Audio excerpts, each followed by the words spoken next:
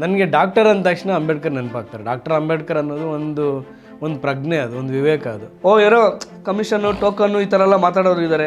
ಹಳ್ಳಿಗಳಲ್ಲಿ ಊರುಗಳಲ್ಲಿ ಹೋಗಿ ನೀವು ಹೋರಾಟ ಮಾಡ್ತಿದ್ರಿ, ಅವಾಗ ಮನೆಯಲ್ಲಿ ಪರಿಸ್ಥಿತಿ ಹೇಗಿತ್ತು? ಆದರೆ ನನಗೆ ಏನಂದರೆ ಸುಮಾರು 8ನೇ ಕ್ಲಾಸ್ ನಂತರ ನಾನು ಬೆಳೆದವನು. ನಾನು ಅದು ಆ ಥರದ ಫ್ಯಾಮಿಲಿ, ಅಂದರೆ ನಮ್ಮಪ್ಪ ನೋಡ್ಕೊಳ್ಳೋರು ಇದ್ದರೂ ಕೂಡ ಎಜುಕೇಷನಲ್ಲಿ ನಾನೇ ಬೆಳೆದವನು. ಸರ್, ಮತ್ತೆ ಕೆಲವು ವರ್ಷಗಳ ಹಿಂದೆ ನಿಮ್ಮನ್ನೆಲ್ಲ ಕೆಲಸದಿಂದ ತೆಗಿಬೇಕು, ಹೋರಾಟಕ್ಕೆ ಹೋಗ್ತಾರೆ, ಆ ಥರ ಇದ್ದಾಗ ನಿಮ್ಮ ಫ್ಯಾಮಿಲಿಲಿ ಹೇಗಿತ್ತು? ಆದರೆ ನನಗೂ ಆ ಟೈಮಲ್ಲಿ ಆತಂಕ ಆಗಿದ್ದೇನೆಂದರೆ ಕೆಲಸ ಹೋಗ್ಬಿಡುತ್ತೆ ಅಂತಲ್ಲ, ನನಗಿದ್ದಕ್ಕಿದ್ದಂಗೆ ಈ ಬಲಪಂಥಿ ಟ್ರೋಲ್ ಇದೆಯಲ್ಲ, ಅದು ನನ್ನ ಹೆಂಡತಿವರೆಗೂ ಬಂದು ಆ ಟ್ರೋಲಿಂದ ಒಂದು ಸ್ವಲ್ಪ ನನಗೆ ಡಿಸ್ಟರ್ಬ್ ಆದೆ ನಾನು. ಆದರೂ ಏನು ಬದಲಾವಣೆ ಏನಾಗಿರಲ್ಲ ಸರ್ ಇಷ್ಟು ವರ್ಷ ಆದಮೇಲೆ? ಇಲ್ಲ, ನಿಮಗೆ ನಮ್ಮ ಥರದ ದೇಶಗಳಲ್ಲಿ ಏನಾಗುತ್ತೆ, ನಿಮಗೆ ದನಿ ಇಲ್ಲದೆ ಇರೋರನ್ನ ನೀವು ಎಷ್ಟು ಬೇಕಾದ್ರೂ ತೊಳಿಬೋದು. ಇದನ್ನು ನೀವು ರಿಪೇರಿ ಮಾಡೋಕ್ಕೆ ಆಗದೆ ಇರೋವಂಥ ಸ್ಥಿತಿಗೆ ಬಂದ್ಬಿಟ್ಟಿದೆ. ನೀವು ಇದ್ರ ಜೊತೆಗೆ ಮತ್ತೆ ನೀವು ಎಲ್ಲ ಸೇರ್ಕೊಳ್ಳುತ್ತೆ, ಧರ್ಮ, ಜಾತಿ ಇದೆಲ್ಲ ಸೇರ್ಕೊಳ್ಳುತ್ತೆ. ಅದಕ್ಕೆ ರಾಜಕೀಯನೂ ಸ್ವಲ್ಪ ರಾಜಕೀಯ ಬೇರೆ ಸೇರ್ಕೊಳ್ಳುತ್ತೆ. ಸಿಟಿಗೆ ಬಂದು ಹೆಂಗೋ ಇದಾಗ್ತಾ ಇದ್ದಾರೆ ಅಂತ ಹೇಳ್ಬೋದು. ಊರುಗಳಲ್ಲಿ ಅಲ್ಲೆಲ್ಲ ಇದ್ದವ್ರಿಗೆ ಇನ್ನೂ ಇದೇ ಥರನೇ ಆದ ಹೆಂಗೆ ಸರ್? ಆ್ಯಸ್ ಎ ದಲಿತ್ ನನ್ನ ಸಿಟಿನಲ್ಲಿ ಅಷ್ಟು ಸುಲಭಕ್ಕೆ ಬದುಕೋಕ್ಕಾಗಲ್ಲ. ಇವಾಗ ನಾನೊಂದು ಅಪಾರ್ಟ್ಮೆಂಟಲ್ಲಿ ಬದುಕ್ತಾ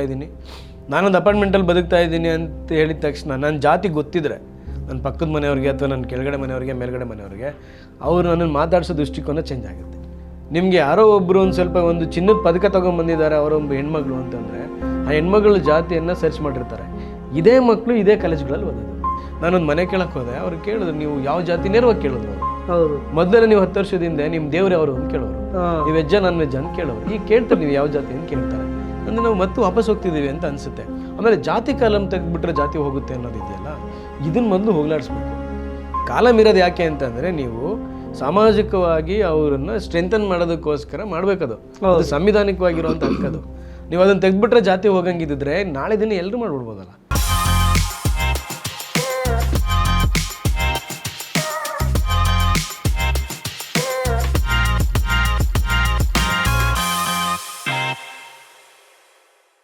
ನಮಸ್ತೆ ವೀಕ್ಷಕರೇ, ಈ ದಿನಕ್ಕೆ ಸ್ವಾಗತ. ಈ ದಿನ ಮತ್ತು ಜಗಮ ಕಲೆಕ್ಟಿವ್ ಸಹಯೋಗದಲ್ಲಿ ಜೀವಪದ ವಿಶೇಷ ಸಂಚಿಕೆಗೆ ನಿಮ್ಮನ್ನು ಎಲ್ಲರನ್ನೂ ಸ್ವಾಗತಿಸ್ತಾ, ನಮ್ಮ ಜೊತೆ ಇಂದು ಕರ್ನಾಟಕ ಜನಪದ ಅಕಾಡೆಮಿಯ ಸದಸ್ಯರು ಹಾಗೂ ಕವಿಗಳು, ಕನ್ನಡದ ಯುವ ಕವಿಗಳಲ್ಲಿ ಒಬ್ಬರು ಅಂತಲೂ ಹೇಳ್ಬೋದು. ಹಲವಾರು ವೇದಿಕೆಗಳಲ್ಲಿ ತಮ್ಮ ಕವಿಗೋಷ್ಠಿಗಳಲ್ಲಿ ಪಾಲ್ಗೊಂಡಿದ್ದಾರೆ. ಹೋರಾಟಗಳಲ್ಲಿ ಭಾಗಿಯಾಗಿ ತುಂಬ ಮುಂಚೂಣಿಯಲ್ಲಿ ಇರುವಂತಹ ಡಾಕ್ಟರ್ ಹುಲಿಕುಂಟೆ ಮೂರ್ತಿಯವರು ನಮ್ಮ ಜೊತೆ ಇದ್ದಾರೆ. ಅವರಿಗೆ ಪ್ರೀತಿಯ ಸ್ವಾಗತವನ್ನು ಕೋರೋಣ. ಸ್ವಾಗತ ಸರ್. ಜೈ ಭೀಮ್. ಸರ್, ನೀವು ಚಿಕ್ಕದ್ರಿಂದನೂ ನಾನು ನಿಮ್ಮನ್ನು ಭಾಳ ವರ್ಷಗಳಿಂದ ಈ ಹೋರಾಟ ಇದರಿಂದನೇ ನಾನು ನಿಮ್ಮನ್ನು ನೋಡ್ಕೊಂಡು ಬಂದೆ. ನೀವು ಅದ್ರ ಮಧ್ಯದಲ್ಲಿ ಬರೀ ಹುಲಿಕುಂಟೆ ಮೂರ್ತಿ ಆದರೂ ಡಾಕ್ಟ್ರೇಟ್ ಕೂಡ ಬಂತು, ಡಾಕ್ಟರ್ ಹುಲಿಕುಂಟೆ ಮೂರ್ತಿ ಆದ್ರಿ.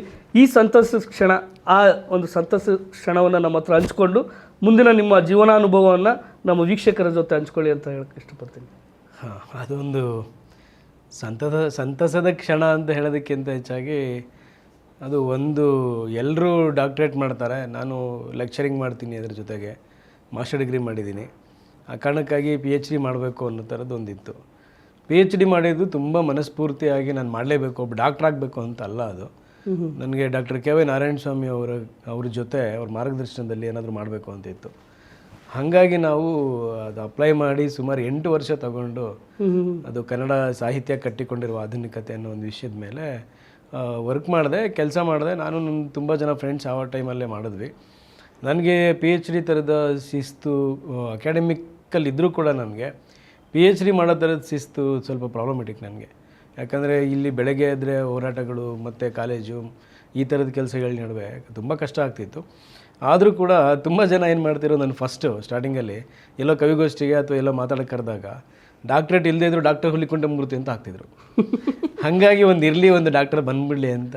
ನಾನು ಏನಕ್ಕೆ ಇದು ತುಂಬ ಸಂತೋಷದ ವಿಷಯ ಅಂತ ಹೇಳಿದ್ರೆ, ನೀವು ಬಂದಿರೋ ಹಿನ್ನೆಲೆ ಏನಿದೆ, ಆ ಊರು, ನಿಮ್ಮ ಒಂದು ಅಲ್ಲಿ ಅನುಭವಿಸಿದ ಕಷ್ಟಗಳಾಗಿರ್ಬೋದು, ಅಲ್ಲಿ ಒಂದು ಜಾತೀಯತೆಯಿಂದನೂ, ಯಾಕಂದರೆ ತುಂಬ ಜನ ಈಗ ಮಾಡ್ಬೋದು ಅದು. ಮತ್ತು ಎಜುಕೇಷನಿಗೆ ತುಂಬ ಜನಕ್ಕೆ ಅಂದರೆ ಒಂದು ಸ್ಟೇಜ್ಗೆ ಹೋದರೆ ಈಸಿ ಟು ಆಕ್ಸೆಸ್ ಅದು PhD ಮಾಡೋದು ಇದಕ್ಕೆ. ಬಟ್ ನೀವು ಬಂದ ಹಿನ್ನೆಲೆ ಹೇಗಿತ್ತು, ಆ ಹಿನ್ನೆಲೆಗೆ ಅನುಗುಣವಾಗಿ ನಾನು ಅದು ಹೇಳಿದ್ದು. ಅದೇ ಅರ್ಥ ಆಯಿತು ನೀವು ಕೇಳಿದ್ದು. ನನಗೆ ಹಂಗೆ ನೋಡಿದ್ರೆ ನಾನು ಯಾವುದನ್ನು ಬೇಕು ಅಂತ ಮಾಡಿದವನಲ್ಲ. SLC ಪಾಸ್ ಆಯಿತು ಅಂತ PUCಗೆ ಹೋದವನು, PUC ಪಾಸ್ ಆಯಿತು ಅಂತ ಡಿಗ್ರಿಗೆ ಹೋದವನು, ಡಿಗ್ರಿ ಪಾಸ್ ಆಯಿತು ಅಂತ ಮಾಸ್ಟರ್ ಡಿಗ್ರಿಗೆ ಹೋದೆ. ಬಟ್ ನಾನು ಮಾಸ್ಟರ್ ಡಿಗ್ರಿಗೆ ಹೋಗಿದ್ದು 2 ವರ್ಷ ಹಾಸ್ಟೆಲಲ್ಲಿ ಊಟ ಸಿಗುತ್ತೆ ಅಂತ, ಊಟ ಸಿಗುತ್ತೆ ಮತ್ತು ಜಾಗ ಸಿಗುತ್ತೆ ಅನ್ನೋ ಕಾರಣಕ್ಕಾಗಿ ಮಾಸ್ಟರ್ ಡಿಗ್ರಿ ಮಾಡಿದವನು. PhD ಮಾಡಿದ್ದು ನನಗೆ ಹೆಂಗೋ ಒಂದು ಕೆಲಸ ಇತ್ತು, ಆಗಾಗಲೇ ಇರಲಿ ಒಂದು ಎಲ್ಲರೂ ಮಾಡ್ತಿದ್ದಾರೆ ಅಂತ ಮಾಡಿದೆ. ಆಮೇಲೆ ಆದರೂ ತುಂಬ ಜನ ನಮ್ಮ ಇವರು ಮಾರ್ಗದರ್ಶಕರು ಹೇಳ್ದಂಗೆ, ತುಂಬ ಜನ ಹಿರಿಯರು ಹೇಳ್ದಂಗೆ, ಹೌದು ನಮ್ಮಂತಹ ಸಮುದಾಯದಿಂದ ಬಂದವರು, ನಮ್ಮಂತಹ ಹಳ್ಳಿಗಾಡಿನಿಂದ ಬಂದವರಿಗೆ ಒಂದು ಡಾಕ್ಟ್ರೇಟ್ ಅಂತ ಅನ್ನೋದಾಗಲಿ ಅಥವಾ ಬೇರೆ ಯಾವುದಾದ್ರೂ ಒಂದು ಪದವಿ ಅನ್ನೋದು ದೊಡ್ಡದೇನೆ, ಅದಕ್ಕೆ ಸಮುದಾಯಗಳಿಗೊಂದು ಘನತೆ ಇರುತ್ತೆ ಅಂತ. ಹೌದು ಖಂಡಿತ. ಆದರೆ ಈ ಡಾಕ್ಟ್ರೇಟಿಂದ ನಾವೇನೋ ಭಾಳ ಸಾಧಿಸ್ಬಿಟ್ಟಿದೆ ಅಂತ ನಂಗೆ ಅನಿಸಲ್ಲ. ಆದರೆ ಅದು ಸ್ನೇಹಿತರೆಲ್ಲ ಭಾಳ ಖುಷಿ ಪಡ್ತಾರೆ. ನನಗೂ ಕೂಡ ಈಗ ಡಾಕ್ಟರ್ ಹುಲಿಕುಂಟೆ ಅಂತಂದರೆ ಮನಸ್ಸೊಳಗಡೆ ಹಂಗೆ ಇರಲಿಲ್ಲ ಸ್ಟಾರ್ಟಿಂಗಲ್ಲಿ, ಈಗಲೂ ಪರವಾಗಿಲ್ಲ, ಏನೋ ಒಂಥರ ಅದೇ ಎಜುಕೇಷನ್ ಇಂಪಾರ್ಟೆಂಟ್. ಅದೇ ಅದರಿಂದನೇ ನಿಮ್ಗೆ ಹೋರಾಟಕ್ಕೂ ಬರೋದಕ್ಕೆ ಸುಗಮವಾಗಿದ್ದು ಅಂತಲೂ ಇದೆ ಅಲ್ಲ ಸರ್? ಎಜುಕೇಷನ್ನೇ ಮೇಯ್ನ್. ಡಾಕ್ಟ್ರೇಟ್ ಓಕೆ ಅದೊಂದು ಇದು ಈಗ ಸಿಕ್ಕಿರೋದು, ಬಟ್ ಅದಲ್ಲದೆ ಎಜುಕೇಷನ್ನೇ ತುಂಬ ಹೋರಾಟಗಳಲ್ಲಿ ನೀವು ಮುಂಚೂಣಿ ಆಗೋದಕ್ಕೂ ಕಾರಣ. ಅಥವಾ ನೀವು ಎಷ್ಟೋ ಯುವ ಜನಕ್ಕೆ, ಯುವ ಸಮೂಹಕ್ಕೆ ಏನು ಮಾಡ್ತಾಯಿದ್ದೀವಿ, ಏನು ಮಾಡಬೇಕು. ಯಾಕಂದರೆ ಈ ಕೆಲವು ತಿಂಗಳುಗಳಿಂದ ನಾವು ನೋಡ್ತಾ ಇದ್ದೀವಿ, ಅದು ಹಲವಾರು 3 ದಶಕಗಳಿಂದ ನಡ್ಕೊಂಡು ಬಂದಿದೆ. ಒಳ ಮೀಸಲಾತಿ ಹೋರಾಟ ಆಗಿರ್ಬೋದು, ಅದ್ರದ್ದೆಲ್ಲ ತುಂಬ ಮಿಸ್ಕನ್ಸೆಪ್ಷನ್ಗಳಿದೆ ಮತ್ತು ಮಿಸ್ಕಮ್ಯುನಿಕೇಷನ್ಗಳಿದೆ. ಅದನ್ನೆಲ್ಲ ನೀವು ಅದನ್ನು ತಿಳಿದು ಏನಿದೆ, ಏನಾಗ್ತಿದೆ, ಯಾರಿಗೆ ಅನ್ಯಾಯ ಆಗಿದೆ, ಏನಕ್ಕೆ ಆಗಿದೆ, ಸಾಮಾಜಿಕನೇ ಯಾವ ಥರ ಇದು ಮಾಡ್ಬೋದು, ಇದನ್ನು ನೀವು ಹೆಲ್ಪ್ ಮಾಡಿದ್ದೀರಾ. ಅದು ನಿಮ್ಗೆ ಹೆಲ್ಪ್ ಆಗಿದೆ. ಅದೊಂದು ಕಾರಣನೇ ನಾನು ಎಜುಕೇಷನ್ನೇ ಭಾಳ ಒತ್ತಾಗಿ ಹೇಳ್ತಿದ್ದೆ. ಖಂಡಿತ. ಅದು ನೀವು ಪೆರಿಯಾರೂಮ್ ಪೆರುಮಾಳ್ ಮೂವಿನಲ್ಲಿ ಅವನು ಹೀರೋ, ಹೌದು, ಅವನು ಒಂದು ಕಾಲೇಜಿಗೆ ಹೋದಾಗ ಪ್ರಿನ್ಸಿಪಲ್ ಕೇಳ್ತಾರೆ ಏನಾಗಬೇಕು ಅಂತ, ಅವ್ನು ಡಾಕ್ಟರ್ ಆಗಬೇಕು ಅಂತ ಹೇಳ್ತಾನೆ. ಡಾಕ್ಟರ್ ಆಗಬೇಕು ಅಂದ್ರೆ ನೀನು ಇಲ್ಲಿ ಬಂದು ಡಾಕ್ಟರ್ ಆಗಬೇಕು ಅಂತಿದ್ಯಾ, BA LLB ಮಾಡಿ ಅಂತ. ಅವನು ಹೇಳ್ತಾನೆ, ನಾನು ಬಂದಿರೋದು ಡಾಕ್ಟರ್ ಅಂಬೇಡ್ಕರ್ ಆಗಬೇಕು ಅಂತ. ನನಗೆ ಡಾಕ್ಟರ್ ಅಂದ ತಕ್ಷಣ ಅಂಬೇಡ್ಕರ್ ನೆನಪಾಗ್ತಾರೆ. ಡಾಕ್ಟರ್ ಅಂಬೇಡ್ಕರ್ ಅನ್ನೋದು ಒಂದು ಪ್ರಜ್ಞೆ, ಅದು ಒಂದು ವಿವೇಕ. ಅದು ಹಾಗಾಗಿ ನೀವು ಹೇಳಿದ್ದು ಕರೆಕ್ಟು, ಸರಿ ಅದು ಅಂತ ಅನಿಸುತ್ತೆ ನನಗೆ. ಈಗ ನಾವು ಇದಕ್ಕೆ ಬರೋಣ ಸರ್. ನೀವು ಕವಿಗಳು ಹೌದು, ಪ್ಲಸ್ ಅದ್ರ ಜೊತೆ ನೀವು ಹೋರಾಟ ನಿಮಗೆ ಯಾವಾಗ ಈ ಕಿಚ್ಚು ಬಂತು? ನಾನು ಮೊನ್ನೆನೂ ತುಂಬ ಹಳೆಯ ಫೋಟೋನು ನೋಡ್ತಾ ಇದ್ದೆ. ಆಗಿನ ಸಮಯದಿಂದನೇ ಮನೇಲೆಲ್ಲ ಇದನ್ನು ಹೇಗೆ ಸಪೋರ್ಟ್ ಇತ್ತು ಸರ್? ಈಗ ಅಂದರೆ ನಾವು ಹೋರಾಟ ಮಾಡೋಕ್ಕೆ ಹೋಗ್ತೀವಿ ಅಂದರೆ ಹೊರಗಡೆ ಸಮಾಜ ಈಗ ಭಾಳ ಥರ, ಈಗ ನಾನು ಇಲ್ಲಿ ಸಿಟಿಲಿ ನಿಂತ್ಕೊಂಡು ಹೇಳಿದಾಗ ಏನೋ ಕಮಿಷನ್ನು, ಟೋಕನ್ನು ಈ ಥರ ಎಲ್ಲ ಮಾತಾಡೋರು ಇದ್ದಾರೆ. ಹಳ್ಳಿಗಳಲ್ಲಿ ಊರುಗಳಲ್ಲಿ ಹೋಗಿ ನೀವು ಹೋರಾಟ ಮಾಡ್ತಿದ್ರಿ, ಆವಾಗ ಮನೆಯಲ್ಲಿ ಪರಿಸ್ಥಿತಿ ಹೇಗಿತ್ತು ಮತ್ತು ನೀವು ಅದಕ್ಕೆ ಸ್ಪಂದನೆ ಹೇಗಿತ್ತು? ಇಲ್ಲ, ನಮ್ಮ ಥರದ ಫ್ಯಾಮಿಲಿಗಳಿಗೆ ಅಥವಾ ನಮ್ಮ ಥರದ ಕಮ್ಯುನಿಟಿಗಳಿಗೆ ಏನಾಗುತ್ತೆ, ನಾ ಒಂದು ಸೆಕೆಂಡ್ ಇದಕ್ಕೆ ನೀವು ಹೇಳೋಕ್ಕಿಂತ ಮುಂಚೆ ಒಂದು ಹೇಳ್ತೀನಿ. ಆ ಸಮುದಾಯದ ಬಂದಿರೋರ್ದೇನಿರುತ್ತೆ, ಆ ಟೈಮಲ್ಲಿ ಏನಿದೆಪ್ಪ ಹೋರಾಟ ಎಲ್ಲ ಏನಕ್ಕೆ, ಹೋಗಿ ಕೆಲಸ ಗಿಡ್ಸ್ಕೋ, ಈ ಥರ ಇರುತ್ತೆ. ಅದನ್ನು ಆ್ಯಡ್ ಮಾಡ್ತೀವಿ, ಪ್ಲೀಸ್ ಕಂಟಿನ್ಯೂ. ಸರಿ. ಅಲ್ಲ, ನಮ್ಮ ಥರದ ಸಮುದಾಯಗಳಿಗೆ ಏನಾಗುತ್ತೆ, ಪ್ರತಿ ಕ್ಷಣ ಈ ಥರದೊಂದು ಹೋರಾಟದ ಏನು ಅವಕಾಶ ಇರುತ್ತಲ್ಲ, ಒಂದು ಸಂದರ್ಭಗಳು ಬರುತ್ತೆ, ಹೋರಾಟದ ಸಂದರ್ಭಗಳು ಬರುತ್ತೆ. ಈ ತುಂಬ ಕಷ್ಟ ಅನುಭವಿಸ್ತಿರ್ತೀವಿ, ಜಾತೀಯತೆ ನೋವನ್ನು ಅನುಭವಿಸಿರ್ತೀವಿ ಆ ಕಾರಣಕ್ಕಾಗಿ.